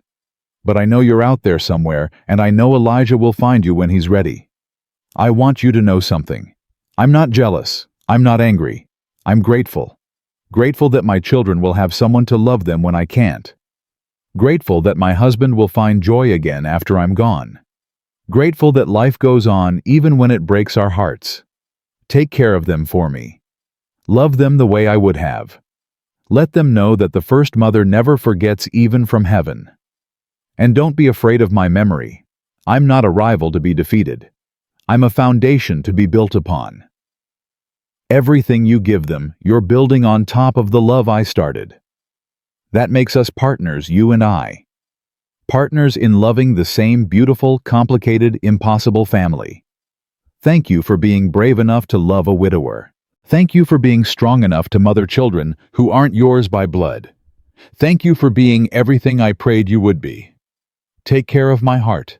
They're carrying it for me. With love and gratitude, Sarah Jane Callahan. Abigail couldn't see through her tears. "She knew," she whispered. "She knew, and she blessed it anyway. She always knew." Elijah's voice was rough. "She knew me better than I knew myself. I wish I could have met her. You have, through the children, through their kindness and their courage and their capacity to love even after everything they've lost." He took her hands. "Sarah Jane lives in them, And now she lives in you too, in the way you carry her legacy forward. Abigail pressed the letter to her heart. "I'll take care of them," she said. "I promise. I know you will. I'll make sure they remember her. I know. I'll love them enough for both of us. You already do." He kissed her then, gently, reverently, a kiss that held past and present and future all at once. When they broke apart, Abigail looked out at the falling snow, at the land that was her home now, at the life she'd never dared to dream of. "It's almost midnight," Elijah said. "Is it? Christmas Day is about to begin." She smiled. "Then we should go to bed. The children will be up at dawn wanting presents." "In a minute." He pulled her closer. "I want to remember this. Us. Here. 1 year from where we started. What do you want to remember?" "Everything. The way you look in the lamplight. The way you smell like cinnamon from the cookies we baked. The way my heart feels like it might burst every time I look at you." "Elijah, I love you, Abigail Callahan. I loved you when you were Abigail Mercer lighting lamps in empty schoolhouses. I'll love you when we're old and gray and arguing about who gets the last biscuit. I love you too. I know. Do you? You show me every day. In every meal you cook, every story you tell, every scraped knee you bandage. You show me in the way you look at our children, like they're the most precious things in the world. They are. So are you." The clock began to strike midnight. Merry Christmas, wife. Merry Christmas, husband. They stood wrapped in each other's arms as the last chime faded. As Christmas Day began. As another year of life and love and family stretched out before them. Upstairs, 5 children slept peacefully, dreaming of presents and snowmen, and a future they finally believed in.